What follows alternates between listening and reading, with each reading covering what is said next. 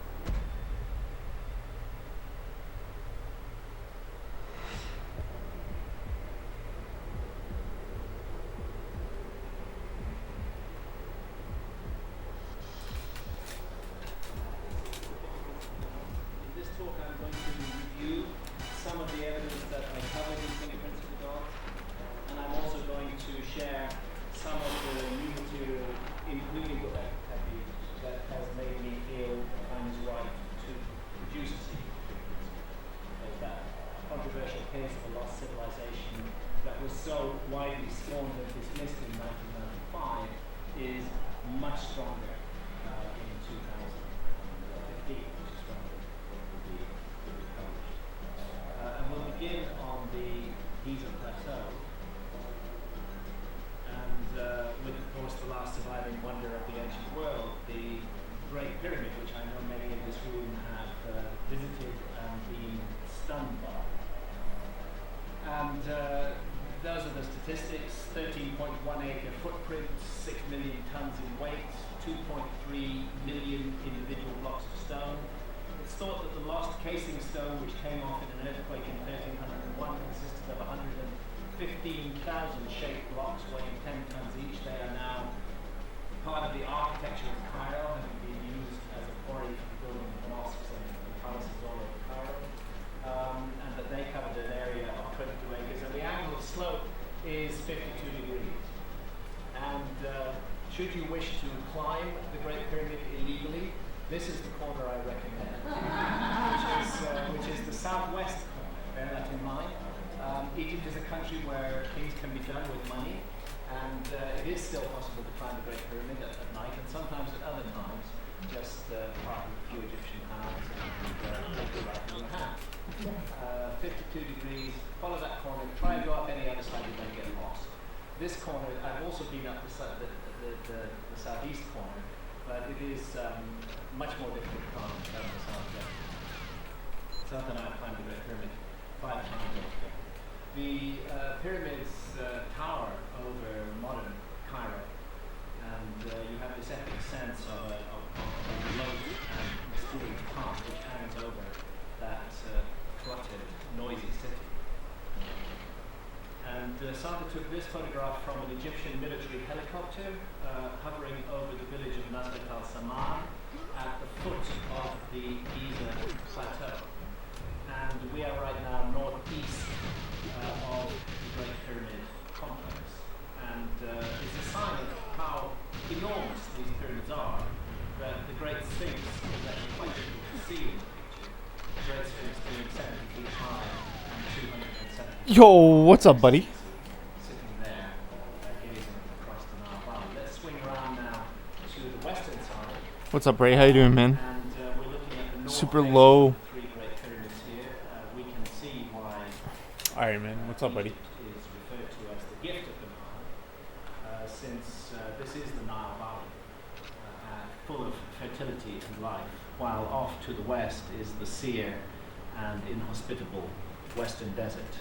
There would be no life in Egypt. All good, bro. not for the, My auto's great. amazing fertility and gift of the Nile Thanks, Valley. man. And again, here is the Sphinx gazing east across the Nile Valley. Come closer now, and forgive me if some of you have seen parts of this before on YouTube, but this is a story I really like to tell. Here is the north faces of the three Great Pyramids, where the true entrances of all of them are found. This is Mamun's Hole, which was the Arabs breaking into the Great Pyramid in the 9th century. At that time, the true entrance up here was hidden by the facing stones and was lost. And that's the entrance that we all go in today. Yo, nice Psychonauts video, buddy. Closer and closer Yeah, again, Psychonauts. and you can see that there is half a course of masonry left on the south side at the top of the Great Pyramid. We don't know if the Great Pyramid was ever completed, as the second pyramid certainly was, but you can see the work of the facing stones left at the top part of the second pyramid. And you must envisage the Great Pyramid as at one time being entirely covered in highly polished limestone facing stones like this. And finally, we get to the very top, and there I am, a much younger man before my hip was replaced. But I still think I could leap up there like a mountain goat, thanks to the wonders of modern surgery. This was one of our illegal climbs. We did actually a couple of legal ones where you have to sign your life away at the bottom and tell the Egyptian police that if you have a fatal accident, you and your descendants will not hold the Egyptian government responsible. And you can see that there's a lot of graffiti cut into the blocks on the top of the Great Pyramid. Some famous names are there, including Gerard Mercator, the map maker who's responsible for the Mercator projection, who climbed the Great Pyramid in the 1500s. Just one step below me here, I found a very familiar name, which was the name P. Hancock, with the date 5th of April 1960. And this is the story I want to tell. Forgive me if you've heard it before, but my grandfather was called Philip Hancock, and he was a chaplain with British forces in the First World War in Egypt.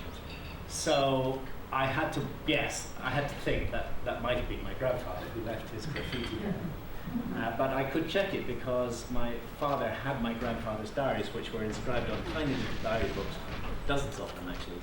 And I called him up after we came down, and I asked him to fish out Grandpa's diaries, which I knew he kept in the drawer in his desk in his study, and to search for the date 5th of April 1916. And I heard him rustling through the pages, and finally he came back on the line and he said, "Yeah, I found it, but there's just one line here." I said, hell, "What does man. that line say there?" He Jeez. said, "Climb Great Pyramid today." So I do feel a connection. So sadly, my father passed away in 2003. Santa and I took him to the Great Pyramid in 1999, but he was already in quite an advanced state of cancer at that time and was unable to climb the pyramid, although I know he would have loved to do so. So the Great Pyramid stands on latitude 30 degrees north. This is not a random latitude, of course. It's 1/3 of the way between the equator and the North Pole. According to Egyptologists, it is a random latitude. Everything about the Great Pyramid is random because it was created by semi-savages who were incapable of thinking logically about anything. So it's an accident that it's situated on latitude 30 degrees north. It's also a kind of accident as well that it's just almost perfectly aligned to true north, within 3/60ths of a single degree. This is one of the reasons why I don't feel I need aliens to explain the Great Pyramid. Because aliens who had the technology to cross interstellar space would have the technology to align this monument perfectly to true north. It's almost perfect. It's incredibly good workmanship. As human workmanship go, it's uncannily good. But I don't think it's interstellar space technology. Likewise, the side lengths of the Great Pyramid vary by as much as 7 inches. That across 750 feet isn't much either. But again, if you were interstellar traveling aliens and you built this, I think you would get it spot on.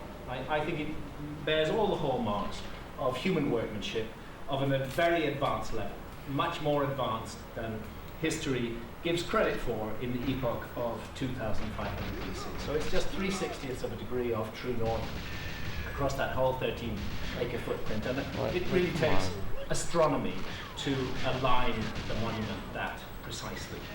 It tells us that the builders were astronomers. This I went into in Fingerprints of the Gods. I think it's highly significant that that the dimensions of the Earth are built in to the dimensions of the Great Pyramid on a scale of 1 to 43,200. Again, Egyptologists are aware of this, and again, in their way, they say that it's a total coincidence and it has no meaning whatsoever. But if you take the height of the Great Pyramid and multiply it by 43,200, you get the polar radius of the Earth. And if you measure accurately the base perimeter of the Great Pyramid and multiply it by the same number, you get the equatorial circumference of the Earth. And it's interesting that Isaac Newton in the 1600s had an intuition, or perhaps it was based on his studies of ancient texts, that the dimensions of the Earth were coded in the Great Pyramid. And he sent John Greaves from Oxford to measure the Great Pyramid at that time on the assumption that they could scale up the Great Pyramid and get the dimensions of the Earth. John Greaves was not able to do an accurate measurement because the pyramid was covered to a great height in sand at that point. But it's interesting that Isaac Newton had that idea. Certainly in 2500 BC, when this monument is supposed to have been built, it is held by mainstream academics that nobody had knowledge of the dimensions of the Earth. Indeed, did not even know that we lived on a planet. But there you go. In all the centuries of darkness, when we did not know the dimensions of the Earth, and indeed didn't know that we lived on a planet, all you had to do was measure the Great Pyramid, scale it up by 43,200, and you would get precisely a printout of the dimensions of our planet. It's one of the ways, along with that orientation to true north, that the Great Pyramid speaks to the planet on which it is placed. I don't think it's coincidental at all, because this is not at all a random number. This is a highly significant number, and it belongs to a sequence of numbers that themselves relate to a key motion of the Earth, and that motion is the precession of the equinoxes. And again, I went into this at great length in Fingerprints of the Gods, and indeed had to teach myself astronomy and mathematics in order to write Fingerprints of the Gods, because that's one of the things the Great Pyramid does. If you really get into studying it, it starts initiating you into learning stuff that you don't know before. It is an initiatory device. At any rate, the precession is thought to be caused by a wobble on the axis of the Earth, caused by the competing gravities of the Sun and the Moon. My friend Walter Cruttenden, who runs the Binary Research Institute, has a different explanation. He thinks that it's because our solar system is in orbit around the star Sirius, and that the great circle in the heavens that our sun makes as it travels around the star Sirius would produce the same observable as the wobble on the axis of the Earth that is hypothesized by geographers today. But let's just go with the wobble theory for the moment. And what it is, it's rather like a spinning top, which when it's slowing down begins to do this. And what it means is it's most observable at the pole star. Today our pole star is Polaris. That's the star that the north pole of the Earth points almost perfectly at, not quite. But there have been other times in history, over a great cycle of 25,920 years, when the pole star has been another star, or indeed when the pole is pointed at a blank area of empty space. It's observable there, and it's observable on the horizon, particularly at the equinoxes, also at the solstices, at any time of year, actually, but on those key moments of year.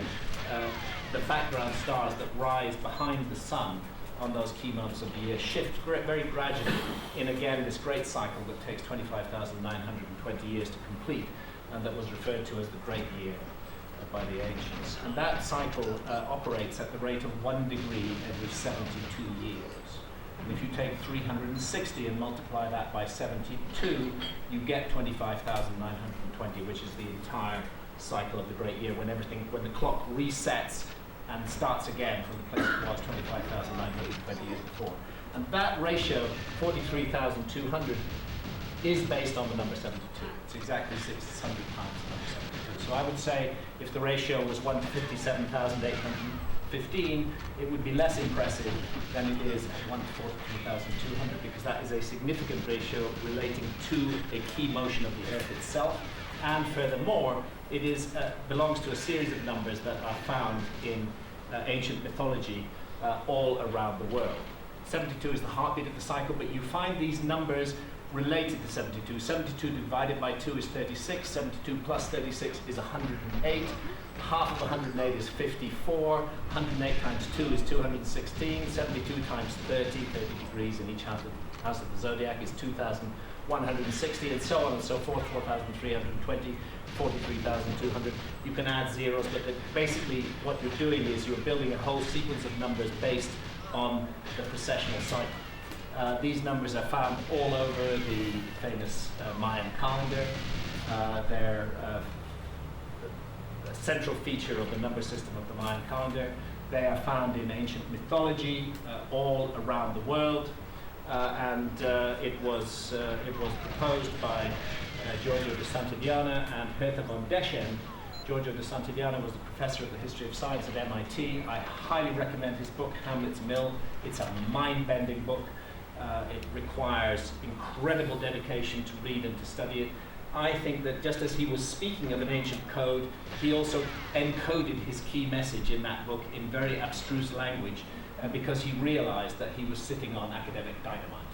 And what he was saying was and he does say actually in plain words at one point in the footnote in the text, that his explanation for this is that the precession was completely observed and understood by some almost unbelievable ancestor civilization of remote antiquity. That's what he says. And that they chose, that for some reason it was so important to them that they chose to encode it in myth and in architecture, and that their belief was that if they encoded it in good enough mythological stories, the storyteller did not need to know the essence of the information he or she was transmitting. All they needed to do was tell the story true, and the information would be carried down the generations in this way, and thus preserved for the future, for a time when, again, people might understand the precession of the equinox.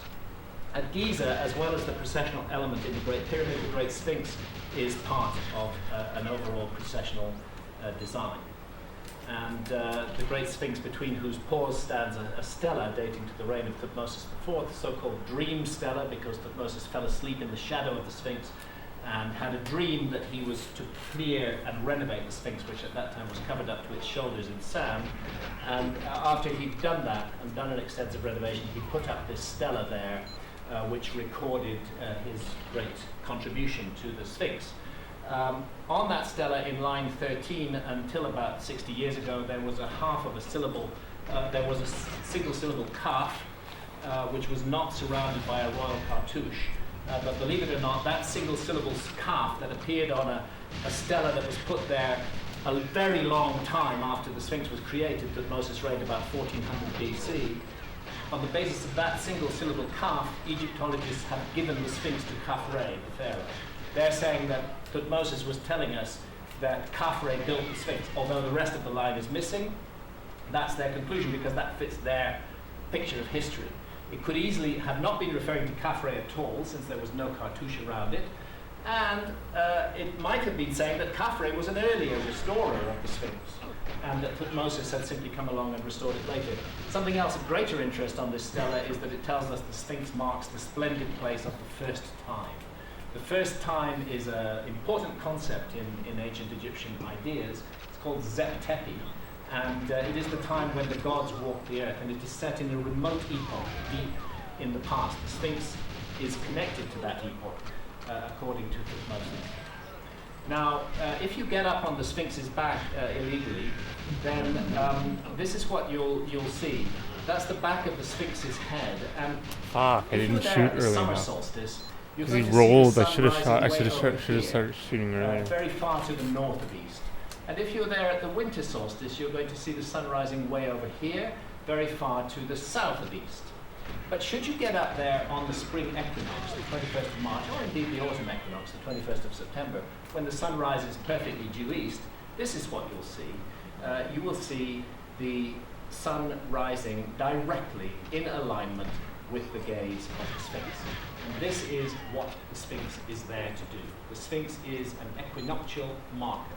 It is there to marry heaven and earth, and it will always gaze at the rising sun at dawn on the spring equinox. And what will change is the background stars behind the sun, that lie on the horizon where the sun will rise. If you go there an hour before dawn in our epoch, you'll find that we're near the end of the constellation of Pisces. And we've been in the constellation of Pisces, the age of the fish, for the last 2,000 plus years. And therefore it's not an accident that the ancient Christians used the fish as their symbol. Before the age of Pisces, it was the age of Aries. This was the time when ancient Egyptian symbolism was predominantly rams, the ram avenues of Karnak, for example. Before that, it's the age of Taurus, the bull. We have the Apis bull ceremony in ancient Egypt. The symbolism of bulls is key in the previous processional epoch. And in our time, we're just on the cusp of of Pisces and Aquarius. And that's what it means by the song, "We live in the dawning of the age of Aquarius." We do indeed, we're not quite there yet, as we all know, but we're on the cusp. We're in one of those cusp moments in human history as the zodiac tells our story. And it certainly feels like a cusp moment today.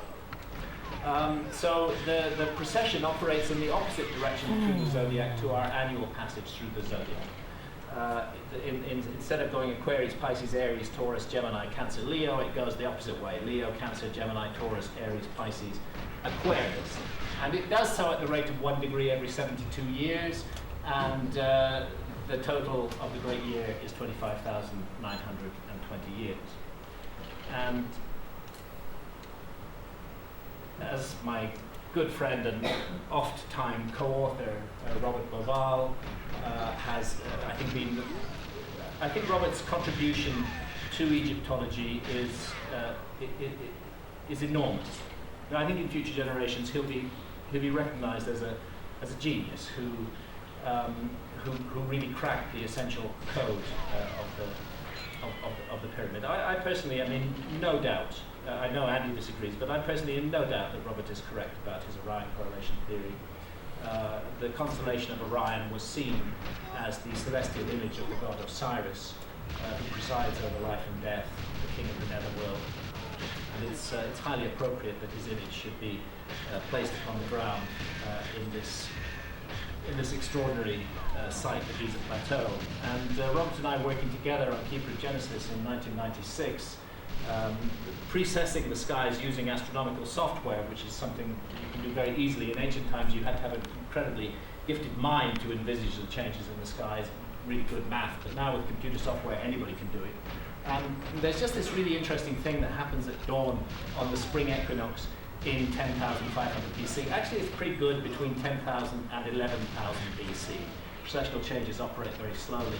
And that is that just at the moment that the sun breaks the horizon with the constellation of Leo the Lion housing the sun at that time, at just exact moment, that exact moment, like the two arms of a clock, the constellation of Orion is crossing the meridian due south. The meridian is the north-south line that divides the sky above your head.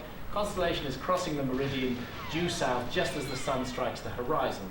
And therefore, we don't think it's an accident, and we don't think it can be explained away in any other way, that at this time you have a lion-bodied monument gazing at its own image in the sky, and you have the three pyramids on the ground in a very close resemblance to the pattern of the three stars of the belt of Orion, as you would intuitively draw them if you looked at the sky and made a drawing of the three pyramids of the ground and then laid that drawing flat on the ground in front of you. We don't think that this is an accident at all. We think it speaks very strongly of the correctness of the Orion correlation and of the role of Leo, and the whole thing appears to be an attempt to bring down heaven to earth, as above, so below.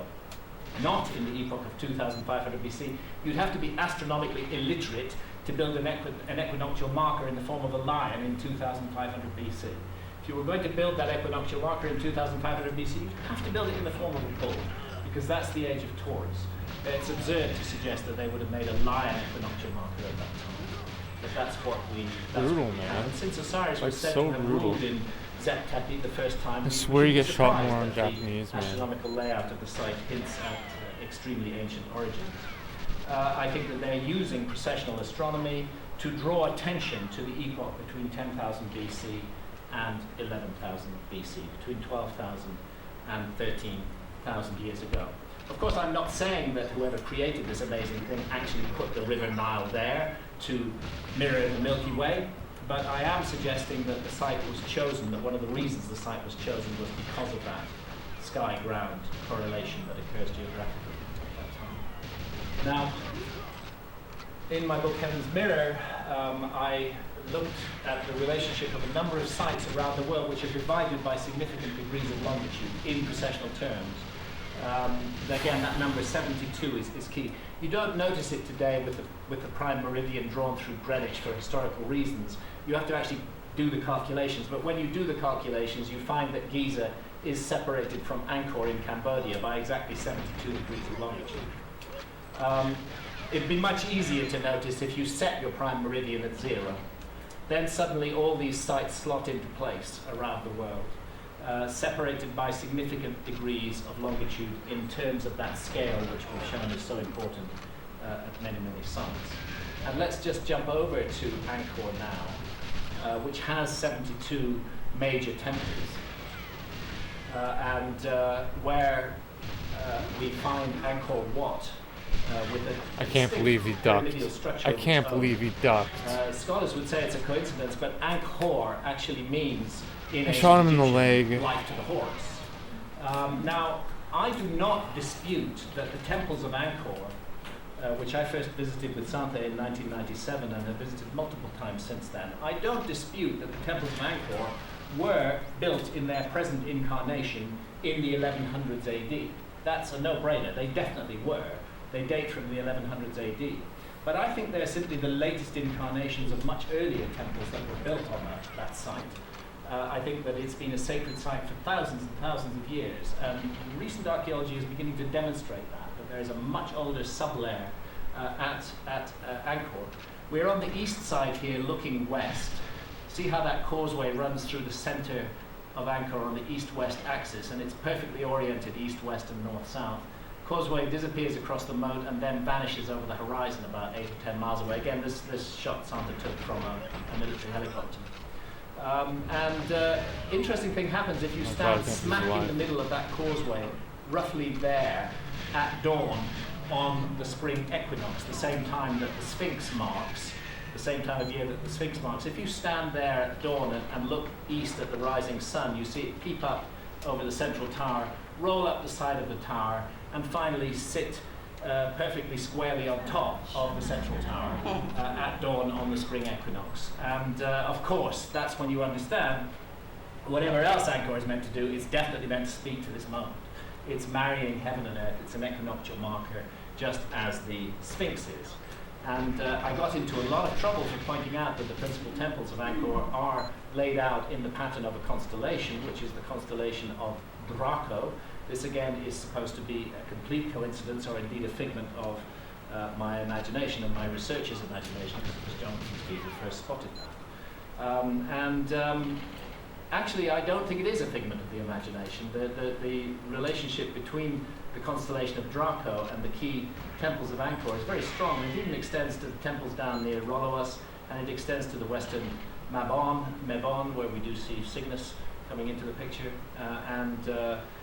it involves a number of peripheral stars as well as the key stars of Draco. What And the fuck, what's man? really fascinating about it is that the correlation only works perfectly on the spring equinox between 10,000 and 11,000 BC, the exact same date that Giza prints out. So I have the sense that an enormous effort is being made to use stars and architecture to draw attention to a particular time that in our calendar we call between 10,000 and 11,000 BC. And interestingly, the same thing is done at the Hoover Dam. The Hoover Dam, this shows that our culture is doing things that the ancients were also doing. The Hoover Dam has a huge work of sculpture built into it. And Oscar Hansen, who was responsible for the star map set in the floor of the monument, believed that in remote ages to come, intelligent people with knowledge of precession would be able to discern the astronomical time of the dam's dedication, because he froze the stars above the dam at the moment of the dam's dedication. Now, in a sense, I mean, who gives a damn, when the Hoover Dam was? But what this tells us is that the idea of using a universal language of astronomy and architecture to speak to certain dates is perhaps not so strange as it might seem at first, because we ourselves do it. After all, you cannot predict in 10 or 12,000 years' time that the language you speak Oh will be my understood God. by anyone. We're only I 5,000 swear you get years shot away more from in the Islamic Japanese, I civilization. swear. You can't translate their language today. It's completely unknown. If you don't kill the guards, I swear you get 12,000 years, shot who more. knows It's whether crazy. English or whatever language was spoken 12,000 years ago would ever be spoken or ever be understood. Or even if it was, if any inscriptions would survive that length of time. But if you create gigantic monuments, or if you create a tradition that will keep rebuilding monuments on the same site, and if you lock in the stars, then you actually have an incredibly effective way of specifying a particular time frame and drawing attention to that time frame. And then the question becomes, why is that time frame so important that it deserves this kind of effort? Thanks for being here. The ancient Egyptians had a very clear idea of the vast antiquity of their origins. And this is expressed in what are called king lists. And in fact, Egyptologists derive the orthodox chronology of Egypt from ancient Egyptian king lists, one of which we are looking at here. And this is just another way that I think the Egyptologists cherry-pick the past. Because this king list, in which the pharaoh Seti I is showing his young son Ramesses II a list of all the pharaohs who ruled before their time, and this is found in the temple of Seti I at Abydos. It's rather intriguing because it doesn't stop, annoyingly for Egyptologists, it doesn't stop in the first dynasty in 3000 BC. It just keeps on going back for thousands and thousands Oh, and that was thousands pretty good of years attempt. earlier. In fact, it goes back That was about kind of the first good 36,000 attempt years. tonight. So Egyptologists, they say that stuff earlier than 3000 BC, they were just making that up. That's all myth. But the stuff from 3000 BC down to the end of ancient Egypt, we'll buy that. That's history, because that fits with our prejudices about the past. Clear sense of a remote antiquity in the ancient Egyptians' story of themselves. And I personally think that the ancient Egyptians knew more about their own past than Egyptologists did. Behind the temple of Seti I is this amazing structure, the Osirion, which is about 50 feet lower and which was covered in sediment until the early 1900s.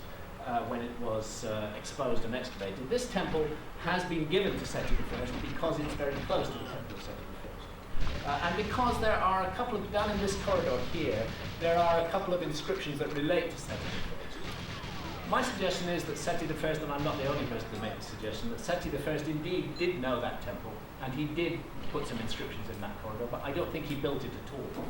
I think it belongs to a much earlier time, and to a very different style of architecture, a megalithic style of architecture that we do find elsewhere in Egypt. There's the entrance gateway to the Osirion, and we have to ask ourselves what's involved in moving blocks like this. And in answer to that question, the Egyptologists will tell you thousands of slaves laboring in loincloths, but I much prefer this idea, really, which is a little bit of magic, a little bit of cacao, a little bit of psychic power, a little bit of sound.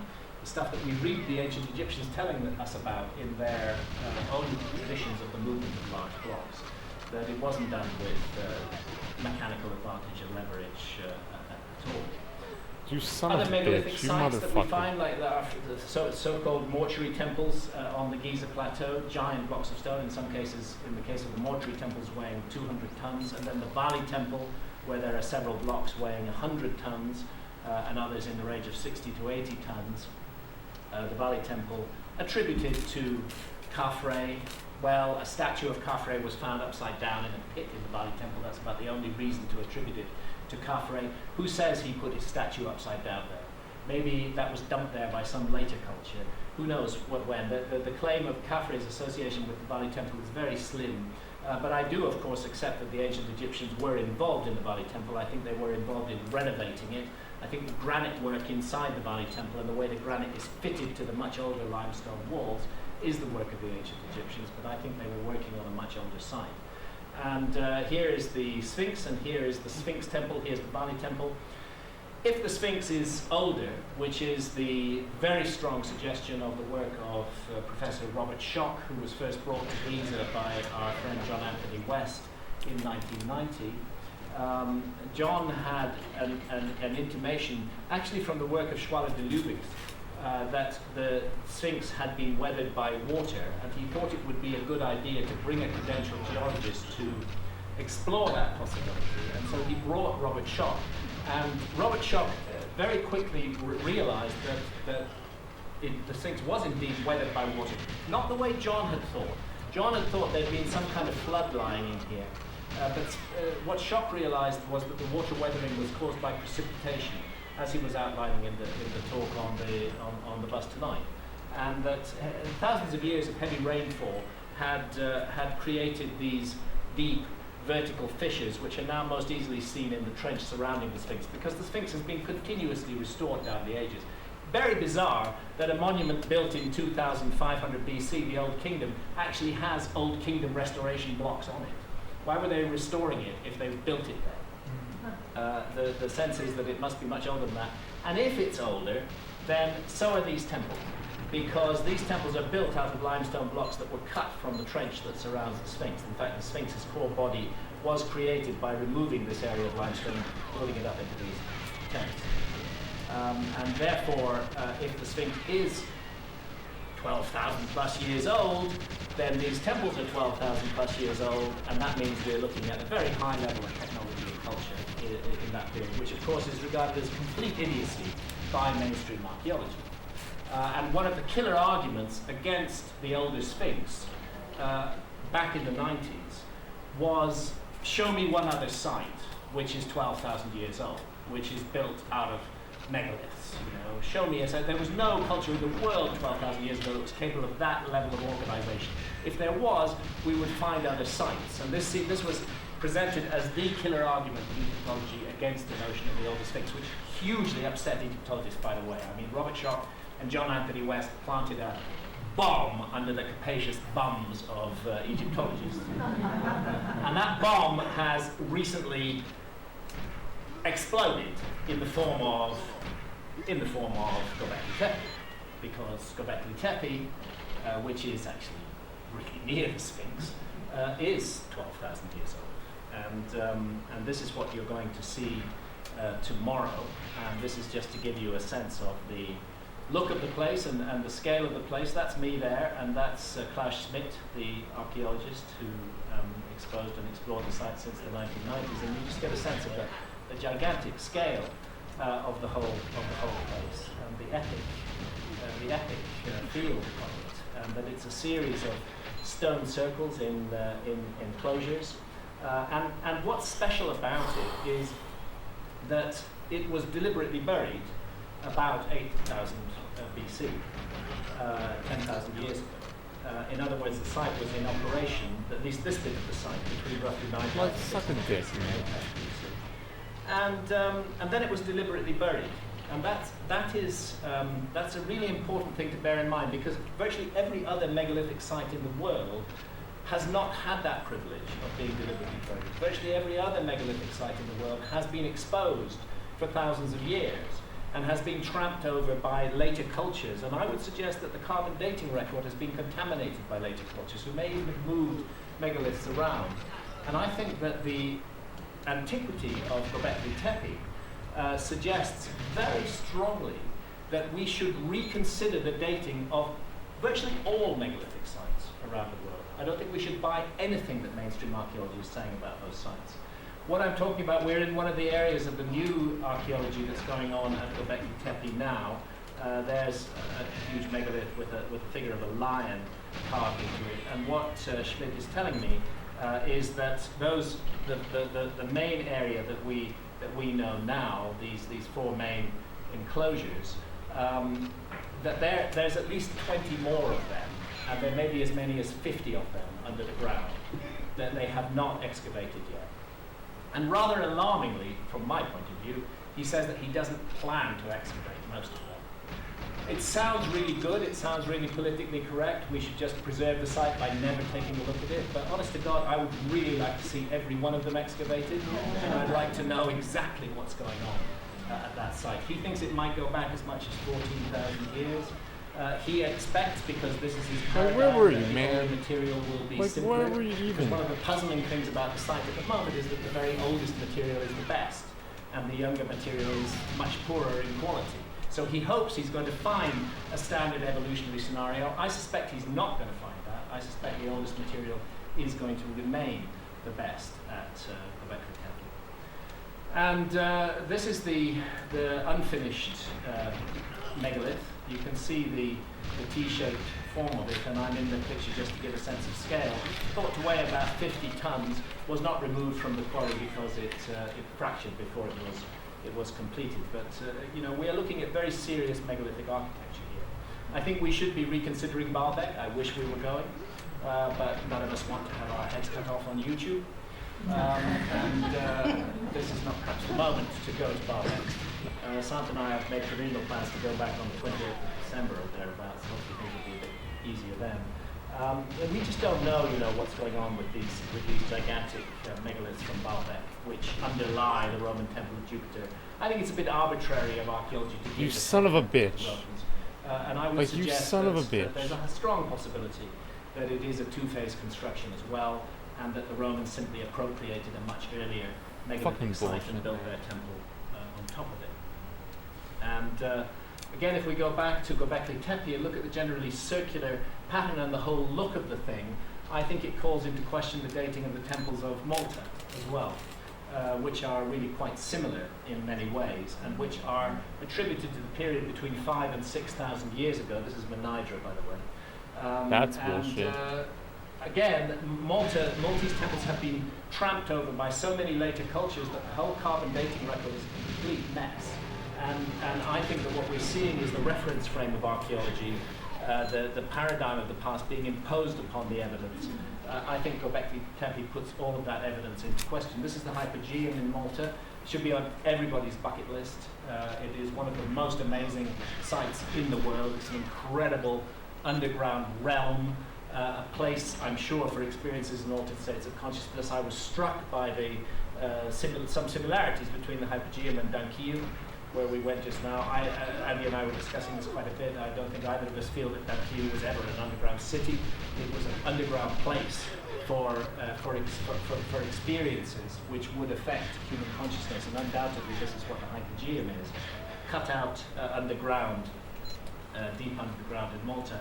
And at the Hypogeum and around the Maltese temples have been found many examples of these goddess figures, so-called goddess figures, which again, mainstream archaeology gives to the period between 5,000 and 6,000 BC, because that is when they are prepared to accept megalithic structures were built. However, goddess figures, we do know, go back much Like, what the earlier fuck, than 5,000 to man? 6,000 BC. The Venus of Willendorf is 26,000 years old. The Venus of Hull Fels, almost 40,000 years old. Vestonici, 20,000 years. Losel, 25,000 years. Why should the Maltese Venuses date to just 5,000 or 6,000 years, just because that happens to fit the picture that archaeologists are comfortable with about the story of our history? Maybe Malta, the Maltese monuments are much, much older than that. I think that, again, Göbekli Tepe raises that question. Inside the Hypogeum, you find red ochre marks on the ceiling, and it's my interesting gosh, I had because you. of the use I had of red you, ochre in the motherfucker. Upper Paleolithic in the cave art, where frequently you find animal figures painted in red ochre. And a good friend of ours, Dr. Anton Mifsud, who's the chief pediatrician at the main hospital in Valletta, and a very gifted amateur archaeologist, is an absolute thorn in the flesh of mainstream archaeology in Malta.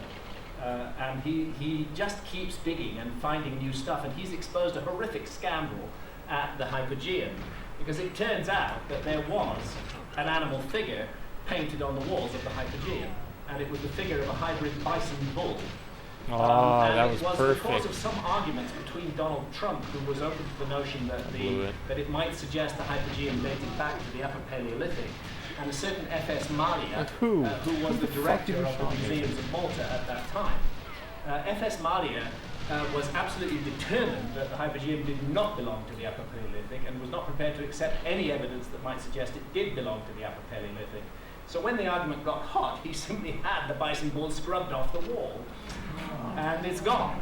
Fortunately, there is some documentation of it, and Anton exposed this scandal, and I put it formally to the National Museums in Malta with very heavy backup from Channel 4, and they just absolutely refused to speak to us. They just would not answer the question. They would not deny it or affirm it, which to me is very suspicious behavior. So I'm sitting in the Maltese so-called cart ruts with Anton Mifsud here, and I have to say, some cart, some ruts. They are thought to date roughly to the period Fuck of the right Kings, off. perhaps a little bit younger. And nobody knows exactly what they are, but they're supposed to be less than 5,000 years old, according to mainstream archaeology. So it's inconvenient for mainstream archaeology that if you go diving off Malta, you find cart ruts down to 100 feet underwater. And therefore, bearing in mind the story of sea level rise, these cart ruts are certainly more than 12,000 years old. And I want to go now from Malta and jump over to the Balearic Islands, particularly to Menorca, which has its own extraordinary megalithic culture, largely given to the Bronze Age, about 3,500 years ago by our friends the archaeologists. But I can't help noticing the distinct similarity between the T-shaped megaliths of Menorca and the T-shaped megaliths of Göbekli Tepe. There is a difference. These upper parts are separate. They're separate stones, but the overall appearance is incredibly similar to the appearance of the megaliths of Göbekli Tepe. And again, I think Göbekli Tepe is a game changer, and I think it's going to require us to reconsider the dating of all megalithic sites, pretty much all, some perhaps not. And then you have the megaliths of Morocco, which I think we need to be taking the whole story of the Sahara. The Sahara is like an ocean, and it's hiding things as a result of climate change. Sea level rise hides things. The Sahara, the drying out of the Sahara hides things, particularly when we find ancient maps which show huge lake systems in the northern Sahara. This is the Mediterranean Sea, here is Spain. And what are these gigantic lakes doing in the Sahara? You have to go back 12,000 years at the end of the last ice age to find lakes like that in the Sahara, when the Sahara was green. This is our planet, beautiful planet from a Russian satellite as it looks today, but it hasn't always looked like that. There were, during the last ice age, the last ice age reached its maximum about 21,000 years ago, and it was mostly gone by 10,000 years ago. And at the peak of the ice age, the last glacial maximum, you had ice caps that were actually 2 miles deep, sitting on top of North America and on top of Northern Europe, and creating a very different world from the world in which we live today, in lots of ways. But one of those ways just concerns the outlines of the continents. This is how they look today. This is how they looked during the Ice Age. There was no Red Sea, for example. There was no Arabian Gulf. Southeast Asia was a gigantic continent, not a series of islands and peninsulas, called Sunda. The geologists call it Sundaland, which extended far off into the Pacific. Papua New Guinea was joined to Australia. Everywhere, coastlines were greatly expanded. And actually, what happened with the meltdown of the Ice Age is that 10 million square miles of land, which is roughly the size of Europe and China added together, was submerged by rising sea levels at the end of the last ice age. How can we possibly get to grips with our past if we don't take account of the fact that we've lost 10 million square miles of the record? And why is the main resources of marine archaeology devoted on looking for shipwrecks, when we really should be exploring the lost lands at the end of the last ice age? famous Piri-Reis map, famous because of the argument that it shows Antarctica. Okay, Piri-Reis map, relevant to our trip. It was found in the Topkapi Palace. It was drawn by Admiral Piri-Reis, who wrote a big book of navigation, the Bahariya.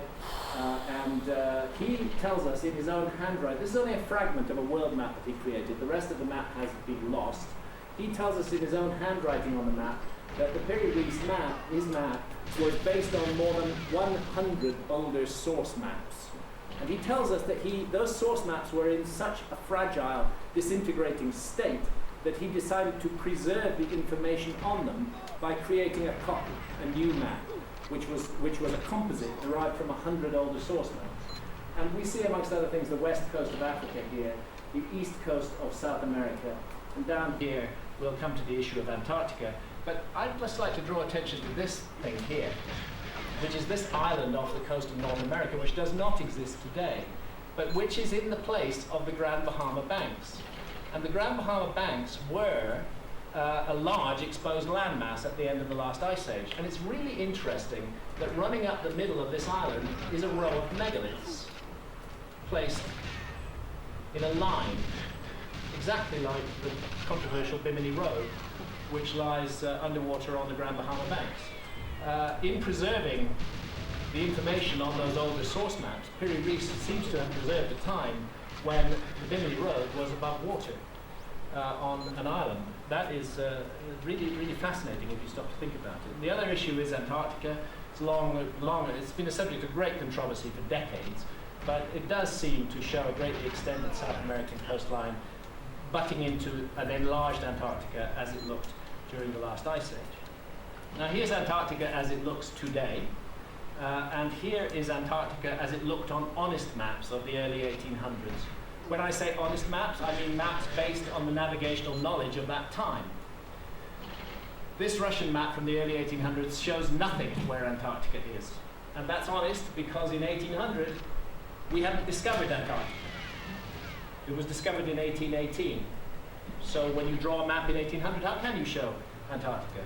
The anomaly is that Antarctica appears on many maps from earlier periods, from the 1500s, 1600s, maps like the Piri-Reis map that were based on older source maps now lost, like the Orontius Phineas map, which shows a greatly enlarged Antarctica in exactly the right place. Or several of the Mercator maps, which again show us Antarctica in the right place. Well, the scholars don't like this either, and they say, look, you know, those map makers, they just wanted to balance the world. They felt that there should be something heavy at the bottom that would balance it, so they put an imaginary Antarctica there, and by chance it just happens to look really like Antarctica as it looked during the last ice age. This Ptolemaic map is interesting for a tiny detail, and that is the island of High Brazil, depicted off the coast of Ireland. You couldn't find High Brazil in 1513 because it wasn't there, and the ship was an inappropriate vehicle to find it in. What you would have needed was a time machine. If you went back between 12 and 13,000 years ago, you would have found an island in exactly the right place, of exactly the right size, exactly where this map says it is. Again, a suggestion that maps based on older source maps incorporate knowledge of the world that is anachronistic, that should not be there according to the prevailing model of history. It looks like somebody was mapping the world very accurately during the last ice age. How do we explain that? This map, the Waldsee map, shows a greatly extended Southeast Asia, much more, I would say, like the Southeast Asia of oh yeah, we got the V loaded. Oh yeah, here we go. Asia of 1507. And while we're on the subject of Southeast Loaded Asia, and ready to go. let us go and visit the island of Java, where something very interesting has recently rocked the world of archaeology. And that something very interesting is Gunung Padang in West Java. The site has been known for a long time. It's been known actually since about 1914, and it has been attributed to the period between, it's old, they accepted it was old, they attributed it to the period between 3,000 and 4,000 years ago, which does not disturb the mainstream model of history. That is the period when people are allowed to have built megaliths. Until along comes Danny Hillman, the senior geologist at Indonesia's Geotechnology Center, who has been conducting an extensive survey of Gunung Padang for the last 5 years. And he has now published, and he says that on his evidence, he's sorry that he's upsetting a lot of Hey people Ray, with if you're this, still here, great but Gunung Psychonauts Padang video, is buddy. definitely older than 9,000 I think I said that when you were years, lurking. 20,000 years old. It's another Göbekli Tepe, if you like. It is a piece of hard evidence that is rewriting history. He says it's a strong case, but not an easy case. We're up against the world's belief. And this is views of Gunung Padang. And Santa and I will be going there in May when we're making an extensive trip to Indonesia and also to Australia. It's built out of basalt. Thanks, bro. Yeah, so here you go. Nice, man. Yeah, buddy. And bearing in mind that architectural style, it's interesting to hop over here. Freaking 2 a.m. there, buddy. Thanks, which man. also happens to be on the processional grid, which lies 54 degrees of longitude east of Angkor. I appreciate it, buddy. I appreciate you hanging out, you know. 108 is 72 plus 36. You watched me try to figure. And You on watched my Konaté, first completion on this we level, man. find Well, I mean, not like hills my rather first like speedrun Gunung Padang, completion. which turns out to be 337. artificial. And, A year ago in we find April architecture 2020. based That was on sick, hexagonal man. basalt, You're the man, dude. same construction material. And this is Nanduas, which is the most prominent structure of Nan Madol. And again, you can see the similarities with Gunung Padang in the construction. And it's making me wonder about the whole dating sequence at Nan Madol. Your train Especially 124, that when was you remember sick. that Nan Madol stands on the edge of the sea, a sea that was once much lower. Sea level rose actually by 400 feet at the end of the last ice age. And if you go down here, if you go diving, you find that the ruins continue underwater, and they continue down and down and down. And as you get deeper, you find huge pillars rising up out of the seabed. This is a very spooky place to dive, I have to say. Yeah, buddy, it's an honor that you're here, man. You kidding me? I'm so happy. Thanks, buddy. Sorry, I'm just really chill tonight. It's all good. Lurk, you can lurk, no problem. And when you're in that murk, your mind can't help playing on the prospect of gigantic sharks. Just come along and swallow you up. Again, more of these pillars and columns that are found underwater, some of them fallen. Very interested in this one in particular, because of its similarity to these fallen pillars, which are found on the island of Tinian, Brutal, not so man. far away, Really which bad. happened to be the island Like, that really bad. America launched the nuclear bombs on Hiroshima and Nagasaki from. I think we're looking at something very similar here, and it again raises questions over the age of the Tinian megaliths. And let's just pop into Japan briefly. Here is Japan today. Here is Japan as it looked 12,400 years ago, 10,400 BC, give or take a few hundred years. Hokkaido is a separate island, but Honshu, Shikoku, and Kyushu are all joined into one landmass. And that landmass has a deep inlet here and here.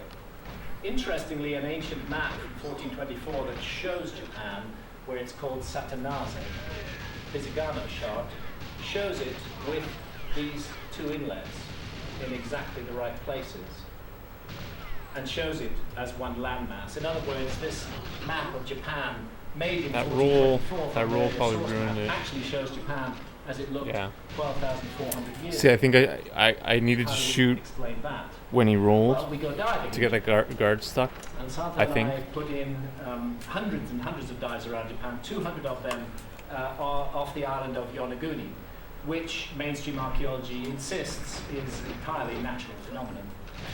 Strange natural phenomenon, but natural nonetheless. Like these two megaliths, for example. Well, these two megaliths, they fell into place there from a cliff overhead. And luckily they didn't break when they fell from the cliff. They perfectly slotted into that gap, and that's the explanation for it.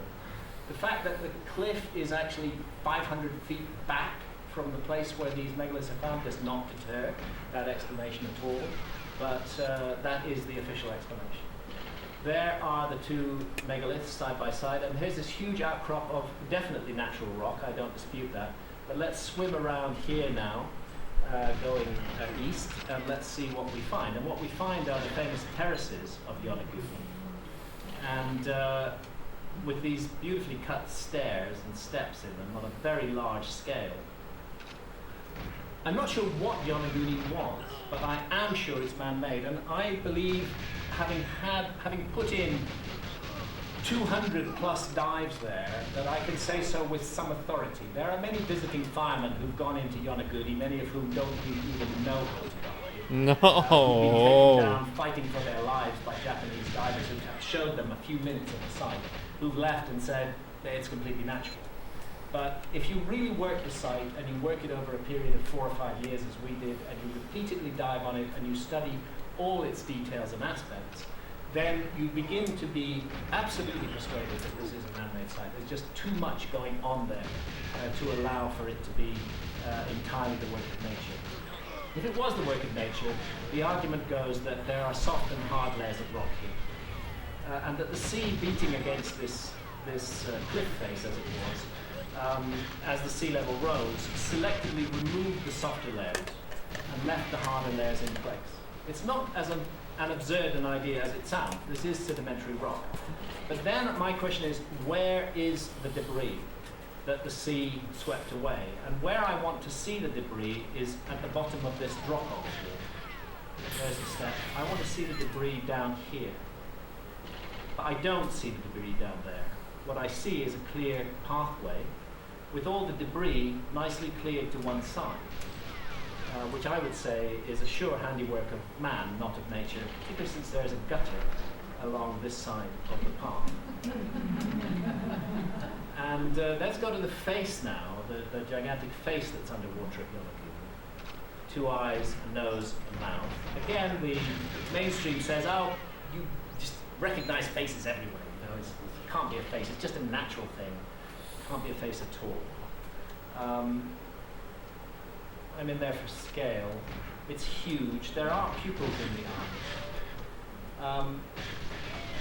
Interestingly, if it's natural, interesting how nature chose to separate the head off from the bedrock behind it in that way.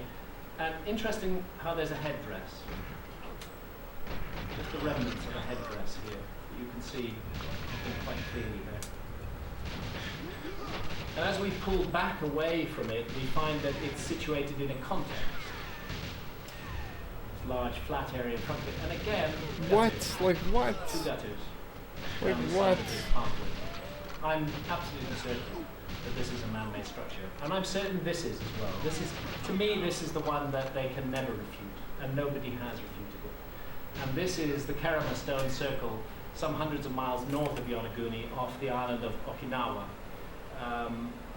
off a group of islands called the Keramas, about 40 miles west of Okinawa, of the Okinawan capital Naha. And there we find small river stones cemented to the seabed, and we find this gigantic stone circle, which is not built, it is cut out of the bedrock. Cut out of the bedrock the way the Sphinx is cut out of the bedrock. And you can see again the scale. I didn't have the volume up. I didn't turn up the volume for that run. Megaliths. That's why I was Let's late. just get in a bit closer and take a look at it. The surrounding megaliths make a kind of spiral around the central upright. And you know, I'm impressed by the way the outer curve of the central upright is matched by the inner curve of the outer uprights here. I see no way that nature could have made this. I think it's absolutely convincing. It's 110 feet underwater. It's been underwater for more than 12,000 years. It therefore doesn't fit in to the conventional view of history. We will pop over now to Easter Island. Easter Island is the exception that proves the rule, because Easter Island today is not quite on the grid. It's about 60 or 70 miles off the grid, about a degree of longitude off the grid. What's interesting is that during the last glacial maximum, Easter Island was much bigger than it is today. And Schock again was making this point in his in the talk that we heard on the bus. that Easter Island was a much larger place, and that the largest of the archipelago that was Easter Island was precisely on the precessional grid. And this begins to raise the question, which I thought Schock did very well in the talk we were listening to tonight, of the age of the Easter Island monuments, which has traditionally been given very young, 700 to 1,000 years old. They're supposed to be these famous moai and the ahu on which they stand. But if we go around behind this moai, we can see that the ahu is a rather poorly made ahu, and that constructed into it indeed is an ancient Easter Island head. And this is the key piece of new evidence that Schock has brought forward, which concerns the issue of the age of these structures in the Ranuraraku crater.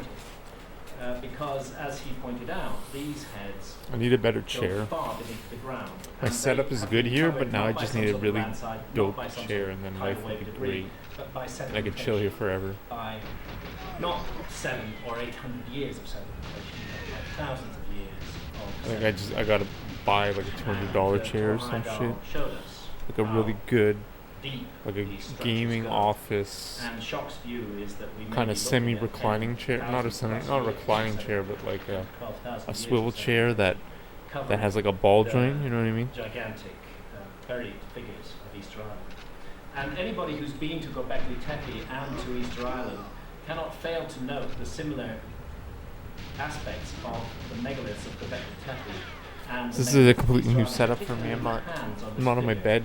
which I'm using my cross bed, about and its it's really been messing my waist, back. just So as I'm the like, I'm hands just on trying the out Easter something new. Island figure do. Rather extended Also, not to be too figures grab, but like I that sweat crooked when I elbow play, and it's and like I don't want to hands fucking sweat in my bed. joining at the waist above I don't want to sleep sort where I of belt. play. You know what I mean? Very, very It's not good. similar. I got all And these again, fans we on find me, that but similar, it's you'll not see good. this in the museum at Urfa in this figure, which is roughly of the same age as Göbekli Tepe, and which was found in Sanliurfa, and again the hands joining at the waist like that. Again, I'm covering material that Schock covered in his talk that was played on the bus, but it was Thor Heyerdahl who first drew attention to the astonishing similarity between this ahu in Easter Island with its huge and perfectly constructed megaliths in jigsaw puzzle patterns and the megaliths of Sacsayhuaman in Peru. That it seems to be the same style of architecture. And I'm actually not sure whether it's, Schock was saying maybe it was Easter Island influencing Peru, maybe it was Peru influencing Easter Island, which was Heyerdahl's idea, or maybe it's a remote common source influencing both of them. Could be, but there's definitely something in common with these patterns. And there is no historical source that tells us the Incas built these walls. This is insane. This run. The Incas, I believe, found these walls. I'm not gonna throw it away. I'm The not gonna throw it document away. we have, which speaks of the Incas trying to move a stone What's even on going on this here? scale, describes them as miserably failing, and 3,000 of them Terrible. being killed in the attempt to draw it towards us. We don't have any account that tells of them successfully moving stones on this scale. And a group of local researchers, Jesus Gamara and his deceased father, Not very fast. are making a strong case that the rock-cut features of Sacsayhuaman and the Andes in general date from a much earlier period, and that the megalithic walls from a period slightly after that, and the Inca stuff is relatively poor and recent. There are big stone and precision cut channels at Quinto in the Andes. You have this amazing site of Ollantaytambo, and interestingly, on the walls, the megalithic walls of Ollantaytambo are carved step pyramids. And if we pop over to Tiwanaku in Bolivia, not so far away, we find a step pyramid, very ruined, the Acapana pyramid in Tiwanaku, and here the structure called the Calasasilla. And again, I made the case in Fingerprints of the Gods that Tiwanaku may be much, much older than the 1500 or 1000 BC that it is attributed to. And part of that, again, is astronomy. It's too detailed to go into at this time of night, to do with changing position of sunrise on the summer solstice, but puts it at about 10,000 BC. the gateway of the sun being involved in that alignment. On the reverse of the gateway of the sun, annoyingly for Egyptologists, we have a mammoth. Not Egyptologists, I mean, archaeologists in general. See, the problem is that mammoths went extinct in South America more than 12,000 years ago. So to have those two big ears, the two eyes, and the two tusks of a mammoth on the gateway of the sun suggests that the gateway of the sun might be 12,000 plus years old. They say it's birds, actually. They say it's two birds. I don't see birds there somehow, but that's what it's. These are birds, but I don't see this as birds. Interestingly, there's H-shaped blocks at Tiwanaku, and they remind me of the H-shaped motifs that we find at Göbekli Tepe as well. Let's just take a look at these monoliths at Tiwanaku, which again have got their hands crossed in rather the Göbekli Tepe way. No, I don't think they're holding alien ray guns. What I think they're holding are snuff trays, actually. And this has been argued by ethnobotanist Manuel Torres, that these are snuff trays and other paraphernalia for the consumption of DMT. The powdered seeds of Anadenanthera colubrina and Anadenanthera peregrina, and that they do resemble snuff trays still found in the Amazon today. Interestingly, Francisco de Orellana made a long and unexpected trip down the Amazon in the 1540s. He actually thought he was going off on a half-day hunting expedition, but the Amazon carried him all the way to the Atlantic Ocean. And on the way, he observed many large and sophisticated cities along the banks of the Amazon, which he reported in his adventure. And he spoke about the tribes and their skill and what he saw, highly civilized peoples in the Amazon. Later on, it was considered to have made all this up. Because, of course, the Amazon is pristine jungle. The idea that there could be human civilizations in the Amazon is completely absurd in terms of mainstream archaeology. And obviously, Orellana was just making it up to glorify himself. Well, so it was believed until the relatively recent and horrendous and devastatingly sad clearances of the Amazon, which have revealed the remains of gigantic cities in the Amazon. And those cities were depopulated soon after Orellana's time. And they were depopulated by smallpox. I'm starting to believe. I'm starting to believe. I'm starting to feel good. By the way, the smallpox was starting to feel warm. introduced in Tenochtitlan by Warmed Cortez. up. By the time Pizarro got to Peru, smallpox had already reached what? Peru. What do you even do there? Like, what do you even do there? And it devastated the populations of the lost garden cities of the Andes and of the Amazon. And it's now clear that the Amazon is a human-engineered zone. That people have been working the Amazon for thousands and thousands of years, and that it's not pristine rainforest. It is a habitat that has been effectively created by human beings. And one of the most interesting aspects of that habitat is terra preta, the black soil of the Amazon, which is an amazing, miraculous, self-replicating soil filled with bacteria, constantly replenishes its own fertility. And the scientific studies show that it goes back, somebody created this soil. It's a man-made product, at least 11,000 years ago. So is the Amazon like a desert, like the sea, like the ocean? Is it covering many secrets of the past underneath that jungle? And that's what the clearances are showing. Huge earthworks are emerging from the Amazon as it is being sadly cleared for cattle ranches. And even megalithic circles are being found in the Amazon. I think there's a whole lost civilization story to tell in the Amazon, and I intend to do so in my forthcoming book. I've already spoken about the remarkable feat of ethnopharmacology that's involved in the ayahuasca brew, selecting these two plants out of 150,000 different species of plants and trees to produce the psychoactive ayahuasca brew.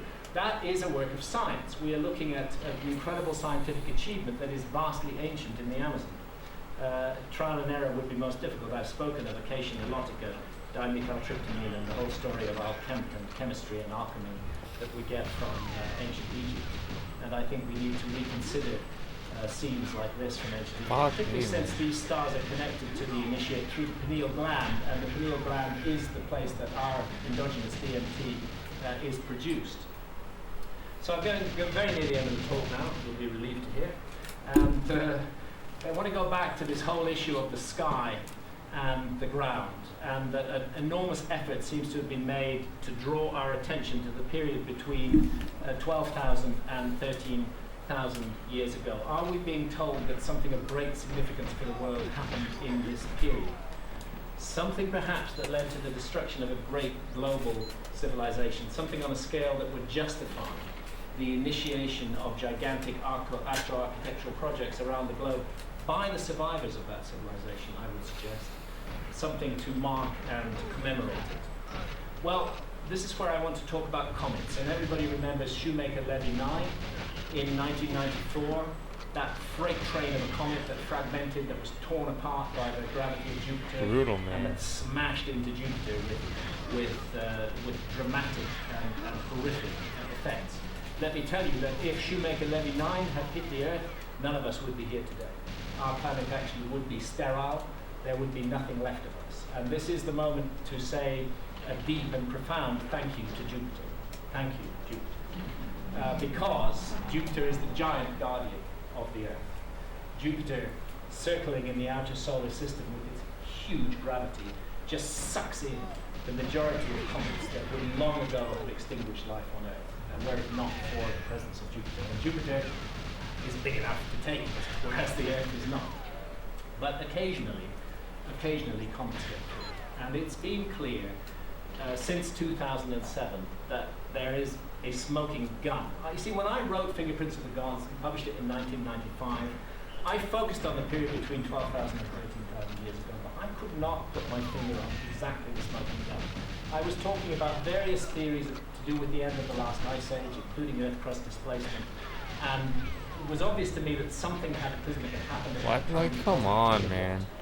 What's happened since, and this is one of the other main reasons why I'm writing a sequel to Fingerprints of the Gods, is the growing evidence that our planet was hit by a gigantic fragmenting comet 12,900 years ago. There's been a lot of argument about this. The argument has gone back and forward.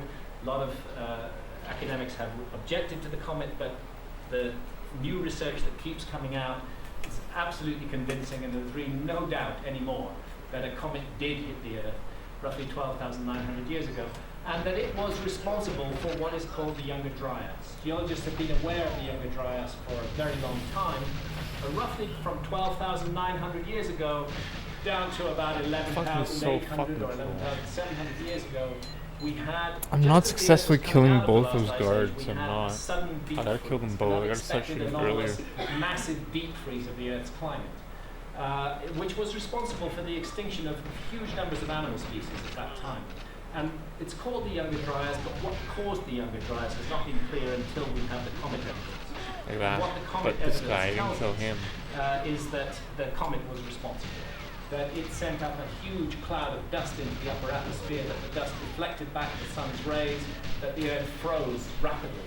I didn't even shoot there and he was stuck in there, you see that? And I believe that it So it's like shooting isn't even hunter-gatherers necessary. and, That's interesting. Large animal That's species interesting. that became extinct at that time. I think that's It's actually when really interesting. we lost a whole civilization. Of course, the mainstream view wants it just to be hunter-gatherers that were wiped out. But I think we need to be reconsidering all of that evidence now. This is now very much entering the mainstream, and I think that we cannot consider any questions of the origins of human civilization without taking this comet impact into account. Getting very close to the end now, we'll hop over to the Temple of Horus at Edfu, which is rather like those maps. The Temple of Horus at Edfu is a recent place, it's Ptolemaic, but it contains on its walls the complete text of a much earlier document. And this document is called the Edfu Building Texts. And what they say is that that document, which was inscribed on animal skins, was so fragile that they decided to preserve it and copy it onto the walls of a lasting memorial, which is the Temple of Edfu. And here are the Edfu building texts, which speak of the homeland of the primeval ones that was destroyed in the Great Flood. By the way, that comet, very large fragments of it, hit the North American ice cap. That's why there aren't many impact craters, because they hit 2-mile deep ice. They flashed that deep ice into a tremendous heat. There was a huge flood release from the ice cap at that time. and just gigantic global cataclysm took place. And they tell how the primeval ones, the gods, i.e. the survivors of a lost civilization, came to Egypt and established religion by building primeval mounds up and down the land, which would form the place of all future temples and pyramids in Egypt. In Tiwanaku, we have those gods too. They're called the Viracochas. They're heavily bearded and mustachioed. They were said to have white skin. They don't fit the pattern of ancient American Indians at all. And we have the same story in Mexico, where those gods are associated with Quetzalcoatl, the feathered serpent, also white-skinned and bearded, who came in a time of darkness to bring civilization to a devastated land, and who we are told was eventually driven out from that land, promising that so he good. would one day 4 return. liters, That 1 promise gallon of Cortez water. was later able to So take good. advantage of. Promising All that he would ice one day water? return. Oh, it's so Interestingly, good. when he was driven out of the land, he is said to have left Mexico. I on love a water. raft I drink of so much serpents. water. Very curious idea. He sailed away on a raft I drink of like serpents 4 woven liters a together. day. It's crazy. I can't help note that at Göbekli Tepe we have a raft of serpents. They call it a net of serpents. There are their heads, Love it. and there are their bodies. Love me some all water. internested. They call it a net of serpents. That's what Klaus Schmidt calls it. But I can't help thinking raft of serpents. Story of Quetzalcoatl. Many of these bearded figures are found throughout Mexico, and in the oldest archaeological layers. And I think they may be much older than those layers themselves. Even the figures on Easter Island, when you look at those huge chins, turns out they're bearded figures too. And this brings me finally to another bunch of bearded figures who weirdly are carrying man bags. See their cute little man bags there? And why is he wearing a fish on his head? You know, I mean, why is he wearing a fish on his head? He's called a fish-garbed figure. He is from Babylon, and he is associated with a supposedly mythical creature called Oannes, who emerged from the waters of the ocean after the Great Flood, bringing civilization to a devastated mankind. He was a restorer of civilization, a civilizing hero. He wears the head of the fish because he was able to survive the flood like a fish. In fact, he's described as a hybrid between a fish and a man.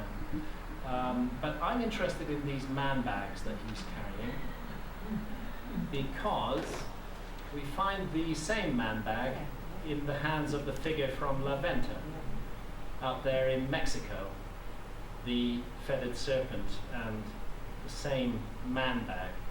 Now that's a very odd thing. It could be a coincidence, of course, but it's odd. And I'm beginning to wonder, are we looking at the symbolism of some kind of cult of survivors who spread around the world, and that this bag, I don't know, maybe it contained their stash of DMT, I'm not sure. This bag, you know, is their symbol. And archaeologists say that these are supposed to be tombs, but they look a lot like man bags to me at Göbekli Tepe. So, getting closer, I promise, to the end. Osiris, another bearded figure. There's a resonance, 72 conspirators, there's a resonance between the sky of 10,500 BC and the sky of today. Then Orion was at its lowest point, Draco was at its highest point, Leo was rising in the east, Aquarius was setting in the west. Today it's the opposite, Orion's at its highest point, Draco's at its lowest point, Aquarius is rising in the east, Leo is setting in the west. Halfway around the precessional cycle, half of 25,920 years. It's interesting that the refined estimates put the comet impact at 12,890 years ago, because just roughly then we find ourselves half a precessional cycle away from the closing of the Mayan calendar. Suppose, I'm asking, I'm not saying that the end of the world is nigh, but I'm suggesting that there may still be some fragments of that comet in orbit, that it may have been a long period comet. Very likely it was. What goes around comes around. The long period comets can have orbits of 12,000 plus years. And it's just possible that other fragments of the comet that hit the Earth 12,980 years ago are still in orbit and may be coming back. Remembering Shoemaker Levy 9 again, it's interesting that the brightest object in the sky in 21 December 2013 just 1 year out, which is not bad calculation when we bear in mind the Mayan calendar, is going to be a comet. It's comet Ison. It's going to be brighter than the full moon. Good news is it's not going to hit us. It's going to miss, but we should keep an alert eye to the sky. Comets only become visible when they outgas. Outgassing is caused by proximity to the sun. They're often covered in a thick, tarry substance, and they can be completely dark to telescopes until they start outgassing. I think that the sensible warning in the Mayan calendar cannot be completely ignored. There is a growing awareness and recognition that our planet is a sacred realm. And one thing's for sure is that the Mayan calendar in its last cycle measured a period of 5,126 years, which is the period from 3,114 BC to 2012 AD. And that, interestingly, is the period of the great cities. That's the historical period of urban life, of the big states, of the big centralized hierarchical religions, of the great corporations. That is the period that is coming to an end now. I think we all know it's broken. I think we all know a new model needs to be put in place. And the great thing about being human is we do have the power of choice, and we can make a better world if we want to, remembering the lessons of the past with reverence and with respect. So, thank you.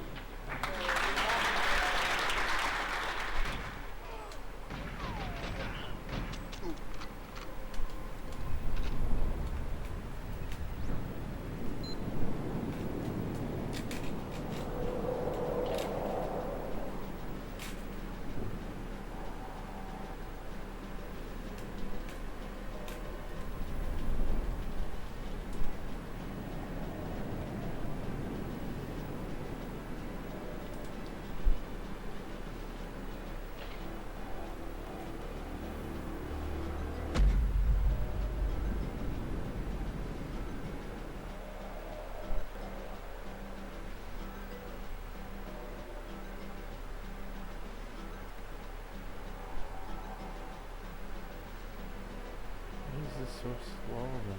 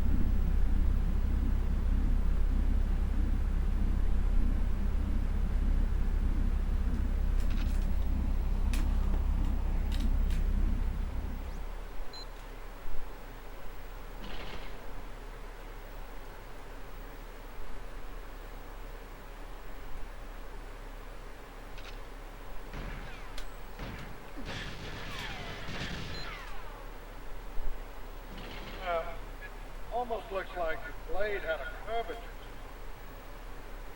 So, there's one way to find out if it's bump. That is not a straight edge. That's a really pretty neat flight to do that. That's only what that hall is, I believe, where the flight is in. Yeah. So this is Chris testing for flatness of a possible ancient crescent system. But it's actually quite flat. Well, no, it's got a bit of a... The surface comes out here and then it kicks in. Right in there. Yeah, you got two different cuts. Yeah, it comes down to here. Actually, there's three. It ends there, then it steps out. One there, and then... Points out. It appears that when they Yo, what's up, Leviathex? these basalt blocks, they were just kind of slicing off. What's up, man? Thanks, buddy. Just to Thanks, man. Thanks for being here, buddy. just knocking off little pieces here and there. That's an ancient saw cut, you can tell. Here, I was lurking in your XBLA stream a couple days ago. to look at the surface here, that's clearly evidence of some kind of tool like the saw cutting through the material. Perfect art. Top half. This is at the Great Pyramid.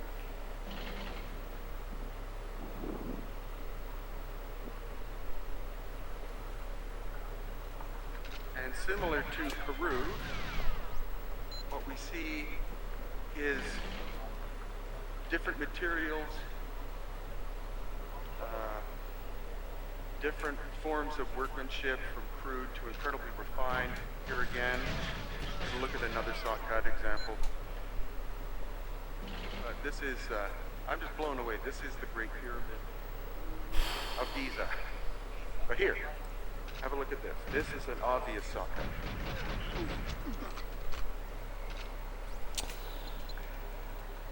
Making dinner, This is the, hanging out a the few minutes. rough No worries, layer. buddy. Thanks, buddy. I might stop playing pretty soon. is not only To be honest. flat-ish, but you can see I where set up the TV cutting new. the I saw just need a better chair. stopped, because here is where it's broken away. And on this side too. But what blows me away is the number of Ah, come on. I could have clutched it maybe. Pyramid. Back to the Aztec of grind, Giza. yeah. It's nice, man. I like it. It's it's a level that always tests your skill. It's like And this is just our first there's always half an hour here. places This to improve on blows to me. become more Completely consistent. blows me away. We've Like seen obvious it's like a puzzle, you know. evidence of machine cutting technology Fuck. in It's basalt. Japanese, if you don't kill these guards, they shoot the fuck out of you. In English, you can actually kind of get away with it. They like lag out the shots. I don't know. I could be making that up, but We're here with Christopher I found in Japanese, you definitely get shot. In English, I don't know. Maybe you get lagged out and don't get hit as much. I don't know. technology. Gotta run. Very modern. My self story not chat. No worries, buddy. No stress, man. No worries, man. Working with the most Good night, bro. modern Yo. high-tech equipment for cutting materials. Oh, that's Ray. Oh, sorry. I understand now. With Stephen Mailer, All right, gotta we have run. the Of oral course, man. It's 2 a.m., buddy. 3 based on a.m. the work of Abdel. No worries, buddy. Good night, man. Thanks, buddy. Thanks for being here, man. We have, You're the man, dude. the Honor ability having to Ray look in at chat. You the kidding me? left brain and the light brain approach. Here we go, yo. Let me play a sound for Ray. 1 second. Am I in chat? Oh, I gotta go to my channel. Fuck that. Fuck it. Good night, buddy. So this is artificial. Everything you see. Look at some of these blocks. I came with working on 30 feet long rectangle weighing 200 tons. Some of these stones. So you understand, before they built anything up, they leveled the plateau. This is all artificial construction. And what you see along the line is Wow. sometimes you see square holes. Wow. Sometimes you see round holes. They originally were open to tunnels underneath to soul energy to heat the water. According to Abdel Hakim, water is the source of the energy of the pyramid. Water. Breaking the bottom. from Wow, that breaking was the so bottom, fast. water releases That was a so tremendous fast. amount of- and as it's explained to us, I was also completely lucky.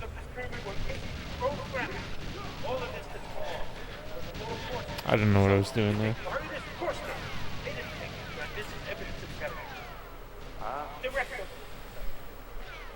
These stones weakened, fell off, and then they could come back with chisels and attack us. And they could not take these off without something bending happen. It's not just part. They were telling you it's part. It's not. It's all been together. So here at the Menkaure Pyramid, the casing stone, red granite from Aswan, brought 500 miles from the quarry. It's about at least 2 feet thick, so it's not like a thin veneer layer. At least 2 feet thick. Again, Dopius, there's try. a pyramid in the background. A lot of knobs. Oh, on I these, did see that. Stones on the outside, very similar. To I did what see was in that. Peru. I didn't understand I didn't understand what he was suggesting because it was what? Again, to what That was Mr. Blonde's Revenge, the clip through? And that I had no idea what, that the like, that's such a the crazy knobs strat. there were for the tuning where you go up the ladder and then like clip through again, Functional thing. and you like This pause, and these buffer were the end. Like indeed ancient power plants I didn't understand and vibratory structures. what he was saying. Then it kind of makes sense that you would have to tune That was crazy to though. the exterior. Yo, Army Butler, what? Thanks, man. Vibration, harmonic that you were Yo, thanks, man. That's sick. At least that is a more, I think, logical explanation than the idea Appreciate that those that, knobs dude. were there to help lift the stones, because a lot of the biggest ones Yeah, don't have any knobs on them. I'm not killing this guy. Then it's I'm on having, this side, this guy's not dying as frequently as I hope. little pyramids. That's what I'm realizing tonight. It's hard. Yeah. Nice start. Yo, thanks, man. Yo, Eric, what's You up, can clearly man? see how the entire exterior granite has been stripped off some of these baby pyramids. And copper here. Like, I'm not killing that guy. You see? I didn't. Well, Strewn with whatever. remains of I'm gonna get shot. cannibalization. An ancient structure in ancient areas by native people. Yo, Eric, what's up? So I asked him if you saved time doing that. I was 104. Oh, ouch. Say, oh my God, isn't that awful? Yeah. They do this. Free agent, nice, man. Yeah, dude, for 23, dude, that'd be huge. Yeah, you won't. Cultures go, especially later cultures who arrive and have no comprehension Yeah, really? to the significance of the original instructions. They look at these things. and Irish see streaming stories. frog, eh? You Jeez. find that in Egypt, you find it in Peru, and throughout the Middle East, I'm sure. and Many Nice, man. Yeah, I hope we get that, dude. So the Great Pyramid Sick. in the background, here on the Giza Plateau, and you see this is the solid. Makes you wonder how long they knew that information. If they knew, man, if you were streaming for 23 and White Ted knew, can you imagine? Carved into the Not starting to bedrock start shit. itself. And what this looks like is a little pyramid. We can see I on need the a better left-hand chair side, you here. See how the shaped Really shite. That's really sandstone shite. blocks interlock. See, like I stopped the shooting original in order bedrock to itself. You get a see all shot of on these him. indentations here made so that the blocks would fit in, like they're trying to lock in a three-dimensional way the stone. It's free, but I say it's intricate stone with the. I knew bedrock about itself, strat, and just that hated makes it. Oh wow, the really? structure a lot stronger.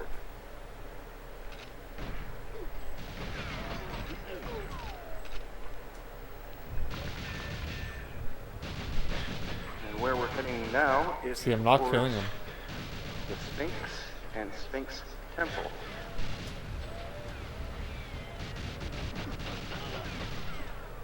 I made a mistake. That's not the Great Pyramid. That's Menkaure, because here we have the second pyramid in the background. Could have ordered it, but I And the don't want to crucial get one damn frigate PB off stream. here. And with the limestone, you can see Yeah, really.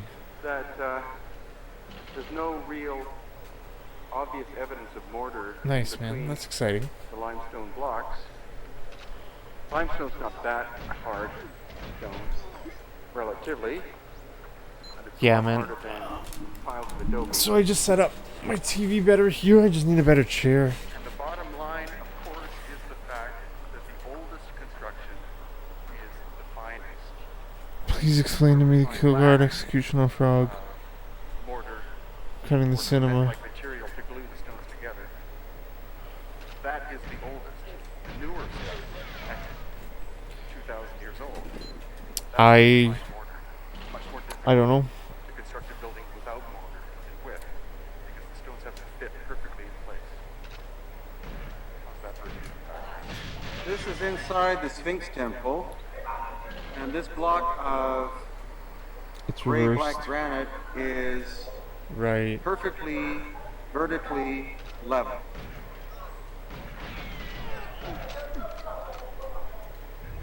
And it's similar to some of the Oh stuff my we God. see in Peru. This is brutal. You see the corners lot of the stones are rounded over like that for strength. This is all basically red granite.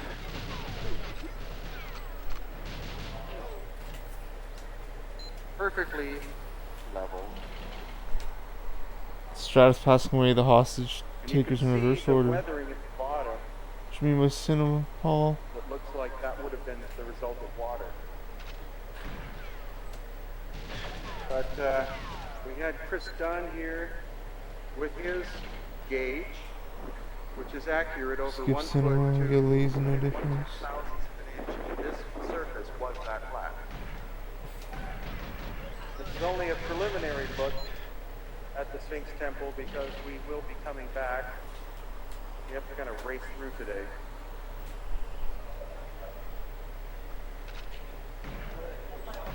But here too, even with the weathered surface, you can see half of a degree off of level.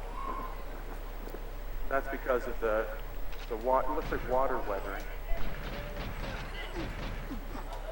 Fucking hell, Here, man. 0.2 degrees off of being perfectly level. So for those of you who may never get a chance to come to Egypt, this gives you a Like, I brief can never look kill him. I can never kill him. into the Sphinx Temple. I can, like, never kill him. Like, One ever. of the pits could have actually been one of the water channels, because the thing I guess is, I the gotta whole Sphinx, try to stay more on the right. I've been Giza cheating to the complex left. is filled with Just to tunnels, try to not get horizontal and shot by vertical that far tunnels. guard. But I guess I Were gotta used to conduct aim water. for the kill. In ancient times, when the pyramids were the energy generating things that they were. So, I don't necessarily believe what his beliefs are. updates as we progress through this journey, but unfortunately we're always have to race through some of I'm these just showing because on our it's first video day of like in order to get a brief look the at megaliths. what some of this stuff looks like. Sphinx.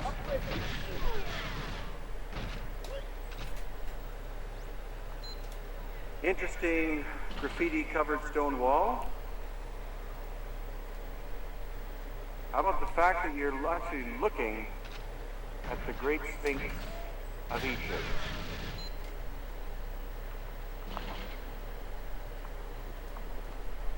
What we now know, I might thanks change to the this work video. of Dr. Robert Shaw, John Anthony West, Graham Hancock, and others, is the fact that the Sphinx has been I don't shown mind joining a cult. to be older than any pharaoh, at least 2,000 or 3,000 years older than the first known pharaoh.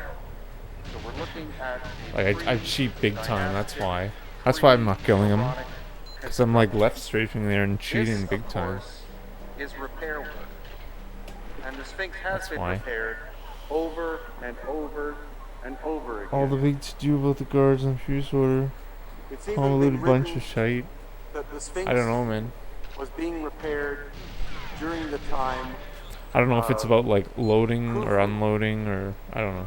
and Khafre, the I have no pharaoh idea. supposedly responsible for the giant pyramids behind the Sphinx, but water erosion, as based on the work of Dr. Robert Shaw, Dude, as like I shown did here the in exact the same Sphinx thing again. enclosure, it's I water gotta erosion really that learn to caused kill those the guards and then necessity to in repair the right Sphinx. and just avoid left completely. The head is not Have to. original. It was recarved at least once.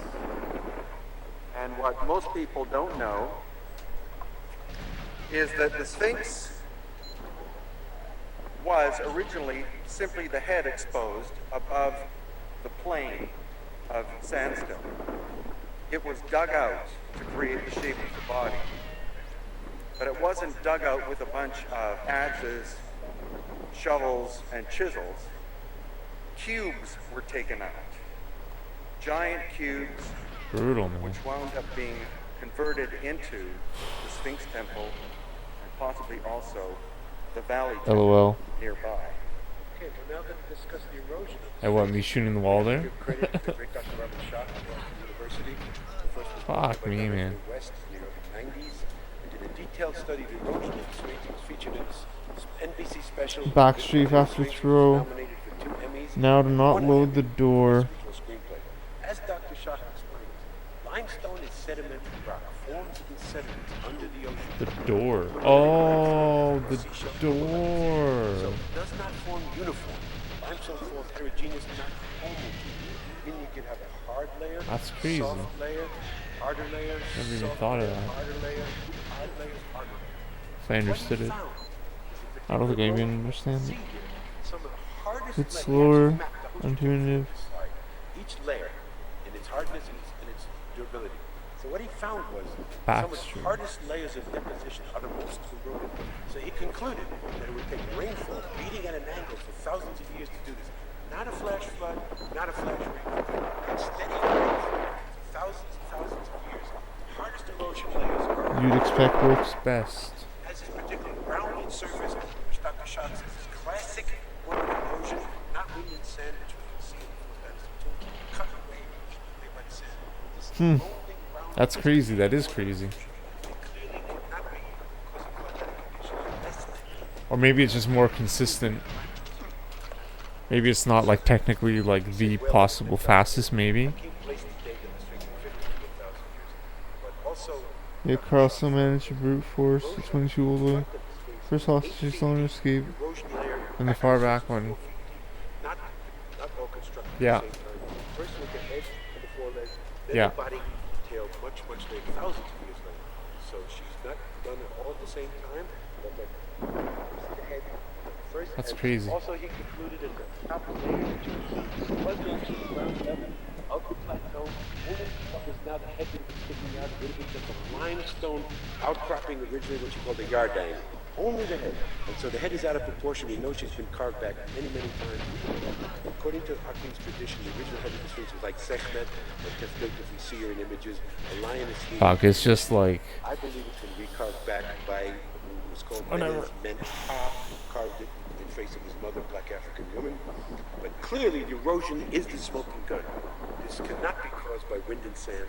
This is classic water erosion, at least 10,000 years.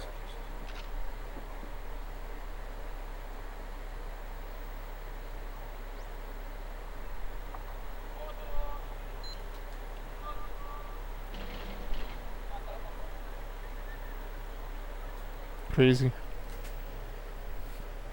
So you don't load the door. That's crazy. Inside the Great Pyramid. I never even thought about that. Robert's entrance. This is the Son terrible of the Caliph stuff. of Baghdad, Muhammad al-Mahmud, 810 AD, and we're going to the ascending passageway, which is the original structure. Right on. 20 years, yeah, that's crazy, man. Gee, thanks a lot. Inside the Great Pyramid. And we are going down into... No? The subterranean chamber is padlocked. Yes, Joseph, am I supposed to be open? Okay. Wait till Joseph comes. Okay.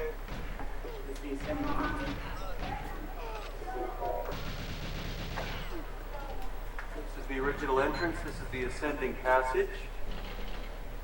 And we're hoping we're going to get the key open for the descending passage. So Yes, yeah. the subterranean chamber's been padlocked, even though Like something like that, you know? we had permission to But enter. better. There's a lock on it. And I didn't kill them So even, instead- whatever. We're climbing up into Wow. the Queen's chamber. Brutal. It's not pace anyways. Okay, this is the Grand Gallery inside the Great Pyramid at Giza. See the Have my volume down. Oh, it actually worked. or the yeah, protection. Almost I had my saw volume down. Whatever. pattern walls tapering as it goes upwards. Okay, the roofs you see here, all this happening from decoration. It's made to be affected the sound resonance. You can see here Oh, how when this you get hit stone right away, it's the sounds like worst. puzzle pieces. Because this was what we know as a resonance filter. The vibration here was so high. But if these things were not attached together in that very fine way, they would be dismantling pieces. Once the resonance is activated, it can activate it from here to this. Yo, thanks for being here, dudes. Appreciate that a lot.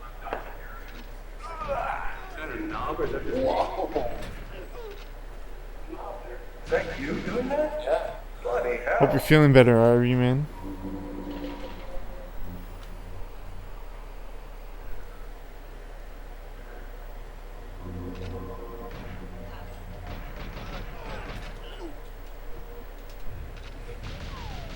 I hope Oh you god, can dude, hear guy. the incredible sonic vibrational experience that this is. That low sound is used by itself, creating that amazing resonance. What is this video, man?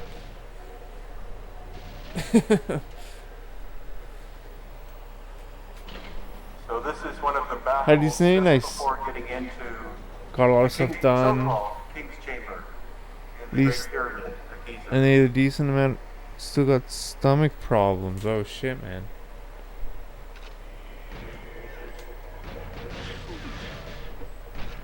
So this is the actual entrance into King's Chamber. What you see Sorry to when hear you that, come man. here. Whey protein shakes has helped my stomach a lot. I used to have like stomach issues, but like I've been drinking like whey protein shakes, which has been good for me because it's protein, but it's also it like coats the stomach.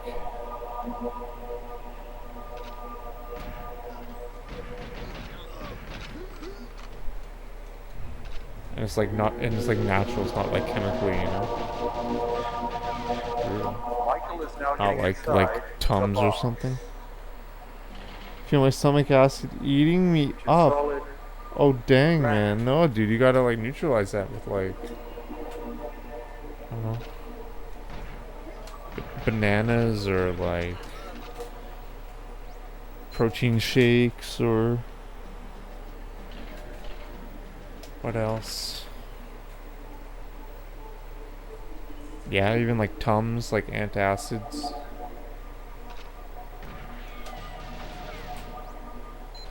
Yusuf is now in the box. Just ate some food though, maybe just a few crackers. That's all good. That works.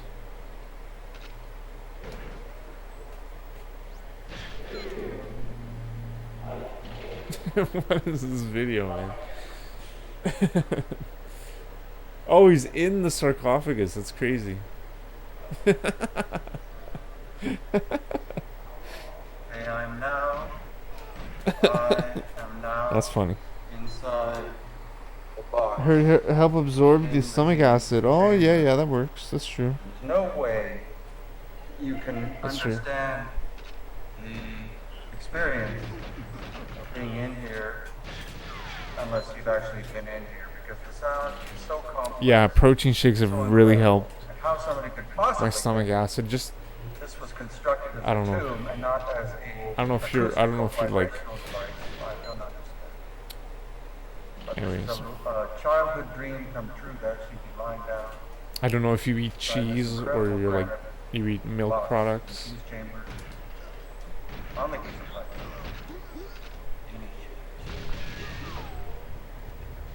Brutal, man. That's amazing. We've Need a been better able to chair. secure the Great Pyramid for 2 hours for our group, thanks to the Kemet School. www.chematology.com. Now, we're entering This chair sucks, man. the Queen's Chamber. This This chair passage really is only sucks. a little over 3 feet high. solid rock. I'm gonna stream cheers, guys. Yo, thanks so much, man. Thanks for being here, man. You kidding me? Appreciate that, Straight. dude. Good luck, buddy. Get that. Hair Definitely looks bogus. engineering marvel. Show you the And wicker. I'll show you the wicker some work theorize, on like what I was sitting I on believe, for like the last 2 too, hours. Great Pyramid was a massive machine. It created electricity, created energy. Oh, pass.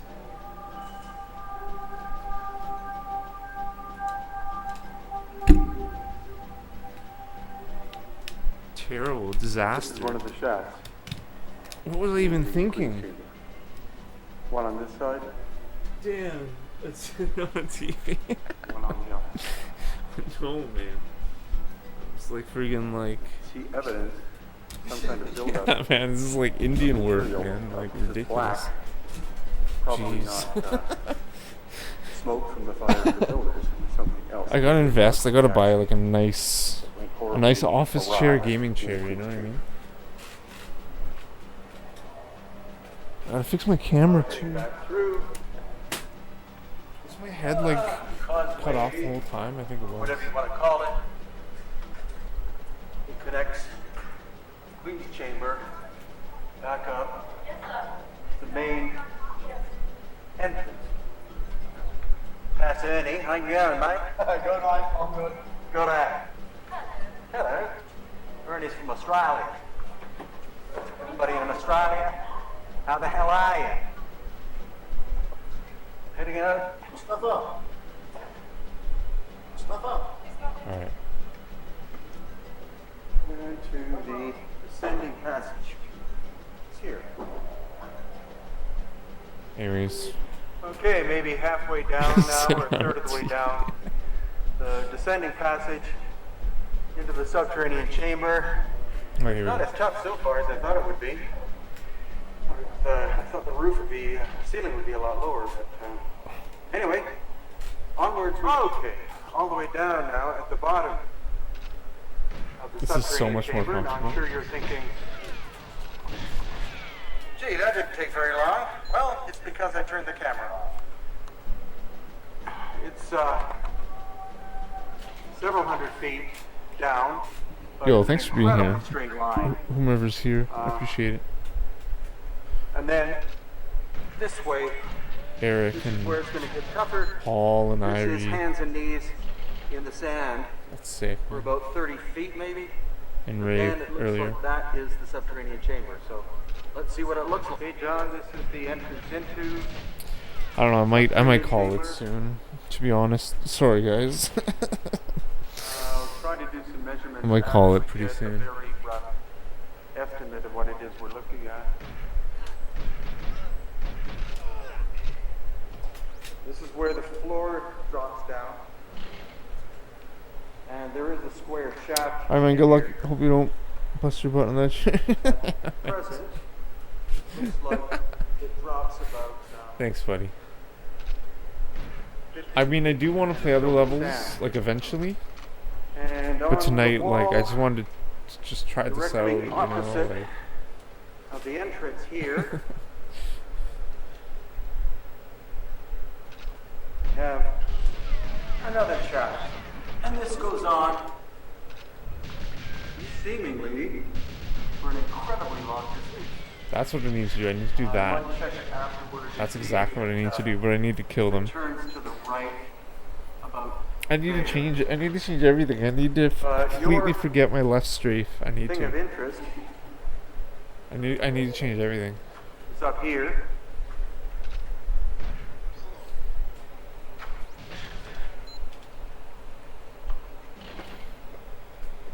So this is the channels thing walkway up.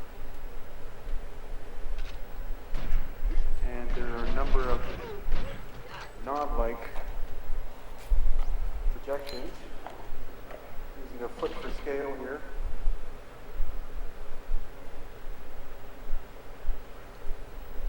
And this side.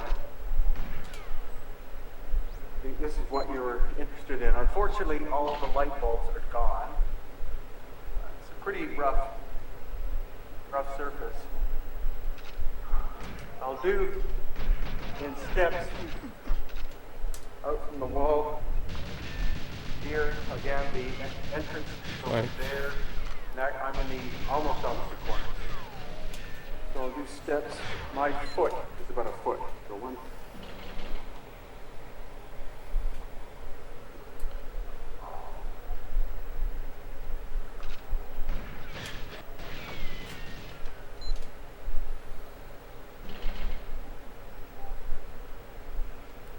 "18 feet to the point where it drops off. It's like a double step.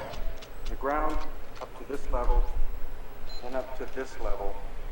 It goes across to there. So 18 feet plus 1, 2, 3, about 4 feet. The first step, then the drop down there is about 3 feet. It approximately fills half the room. We don't have a long tape measure. But anyway, try to get some pictures. This is the inside of this projection thing in the corner opposite the entrance.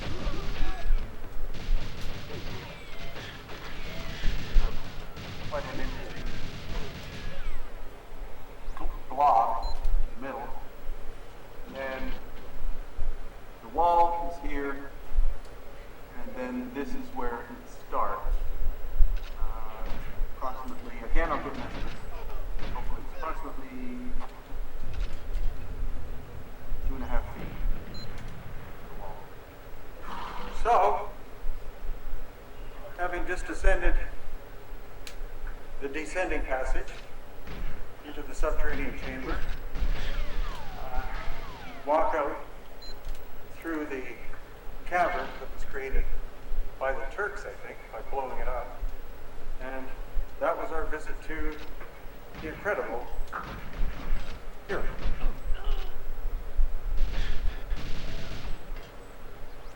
This is the Ramesseum, obviously named after Ramses. This is where you get the sense of scale, though.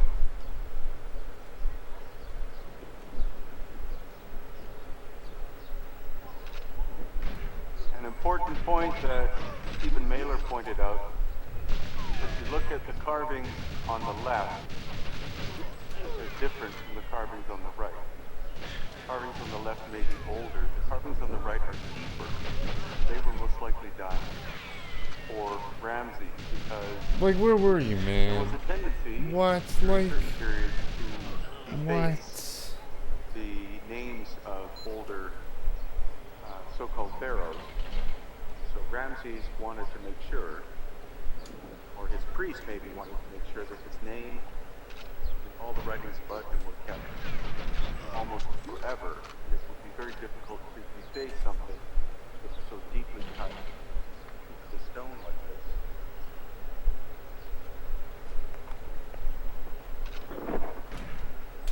Now we don't see so far any sign of lost ancient technology or super ancient work. This is all limestone. And again, according to Stephen and others, limestone was the preferred material afterwards because limestone was softer. You could work it with bronze chisels and stone hammers. But when it comes to carvings or buildings which are made of granite, basalt, or quartz, Yeah, like, that requires tools that are harder to cross. maybe 2 more minutes. It's like In the archaeological record, appreciate you being here, I really do, but like, as far as I know, other than stone hammer. So I don't see myself getting a PB anytime soon. the work that work Or that was tonight, done rather, I was mean. older I see myself getting a PB very soon, than pharaonic. but I mean, tonight is like, it's not like I should say, oh, let's play 1-to-1 big room, because it's like,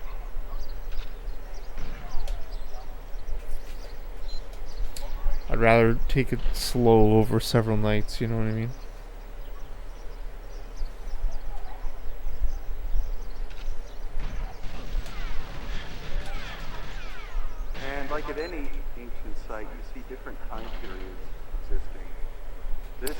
It's pretty good. I like the setup. I like the Yusufalian's setup. dynastic period. Again, they were working with limestone. Limestone is not very hard, so they could work it with bronze chisels and stone hammers.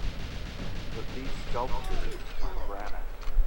Granite is much harder, could not be properly shaped, especially not fine detail, with bronze chisels, stone hammers, and sandpaper.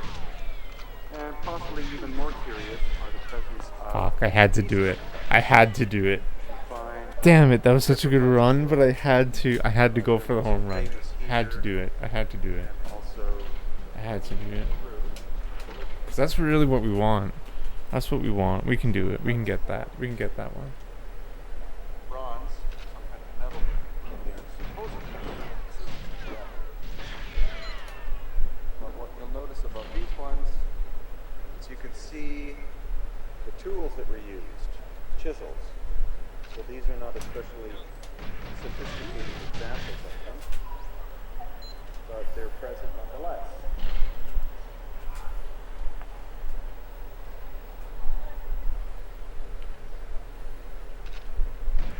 So in terms of a sense of scale, yeah, this here is part of the statue. This is part of the head.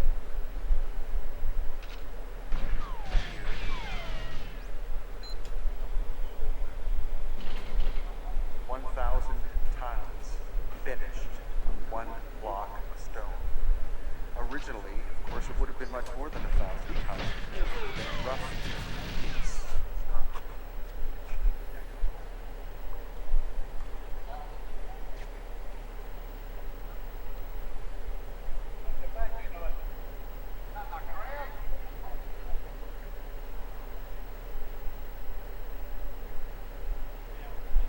Here you can see after it fell, as a result of an earthquake supposedly, somebody came along. This is his head. Attempted to separate the section as building material, and of course they gave up because this is rose granite, super hard stone.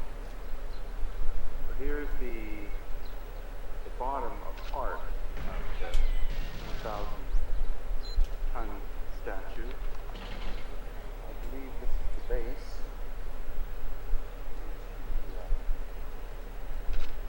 Good. Just the size of his feet. Yeah. My hand in comparison. I'm probably gonna raid someone right now, I think. Thank you so much for being here. I really appreciate it. With 1 foot. Yeah, like There's I guess we'll end on a strong note. I like this. I like how it's set up. I got my N64 games here. Got the mic here.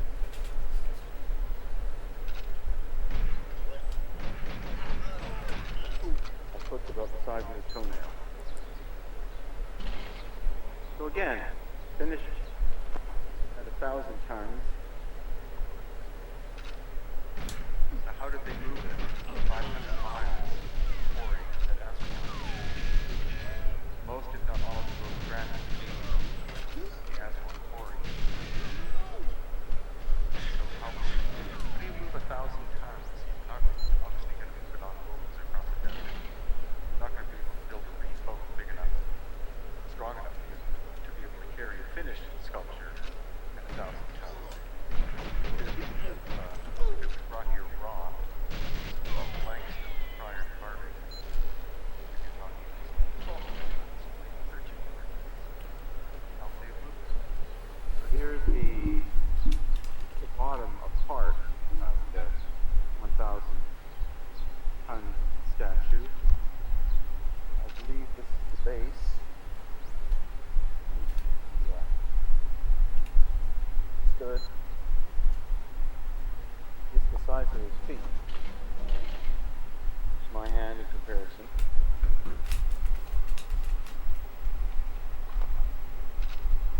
With 1 foot. There's a foot.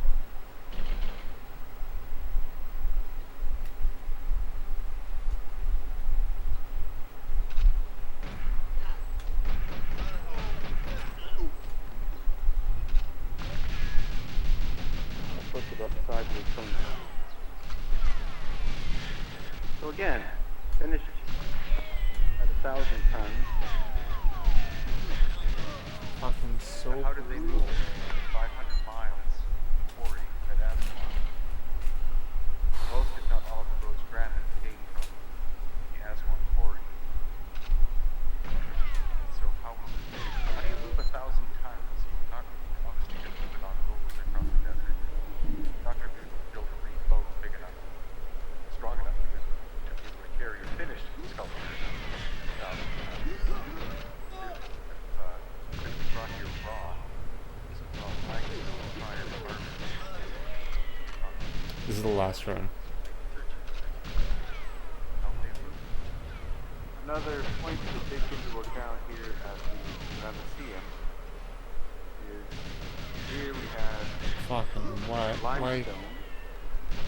It's not a particularly hard stone, but these columns, as vast as they are, at least 20 feet high, clearly see that they were done in sections. As you can see, the seam goes down, one of the filling repair work. So during dynastic times, when this was built, they were working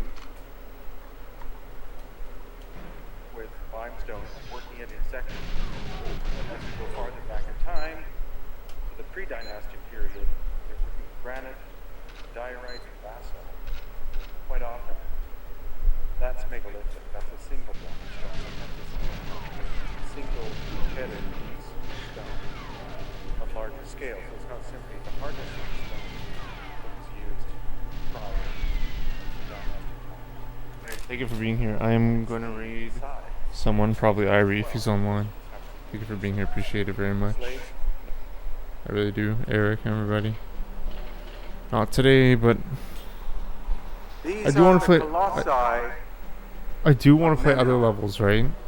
But like,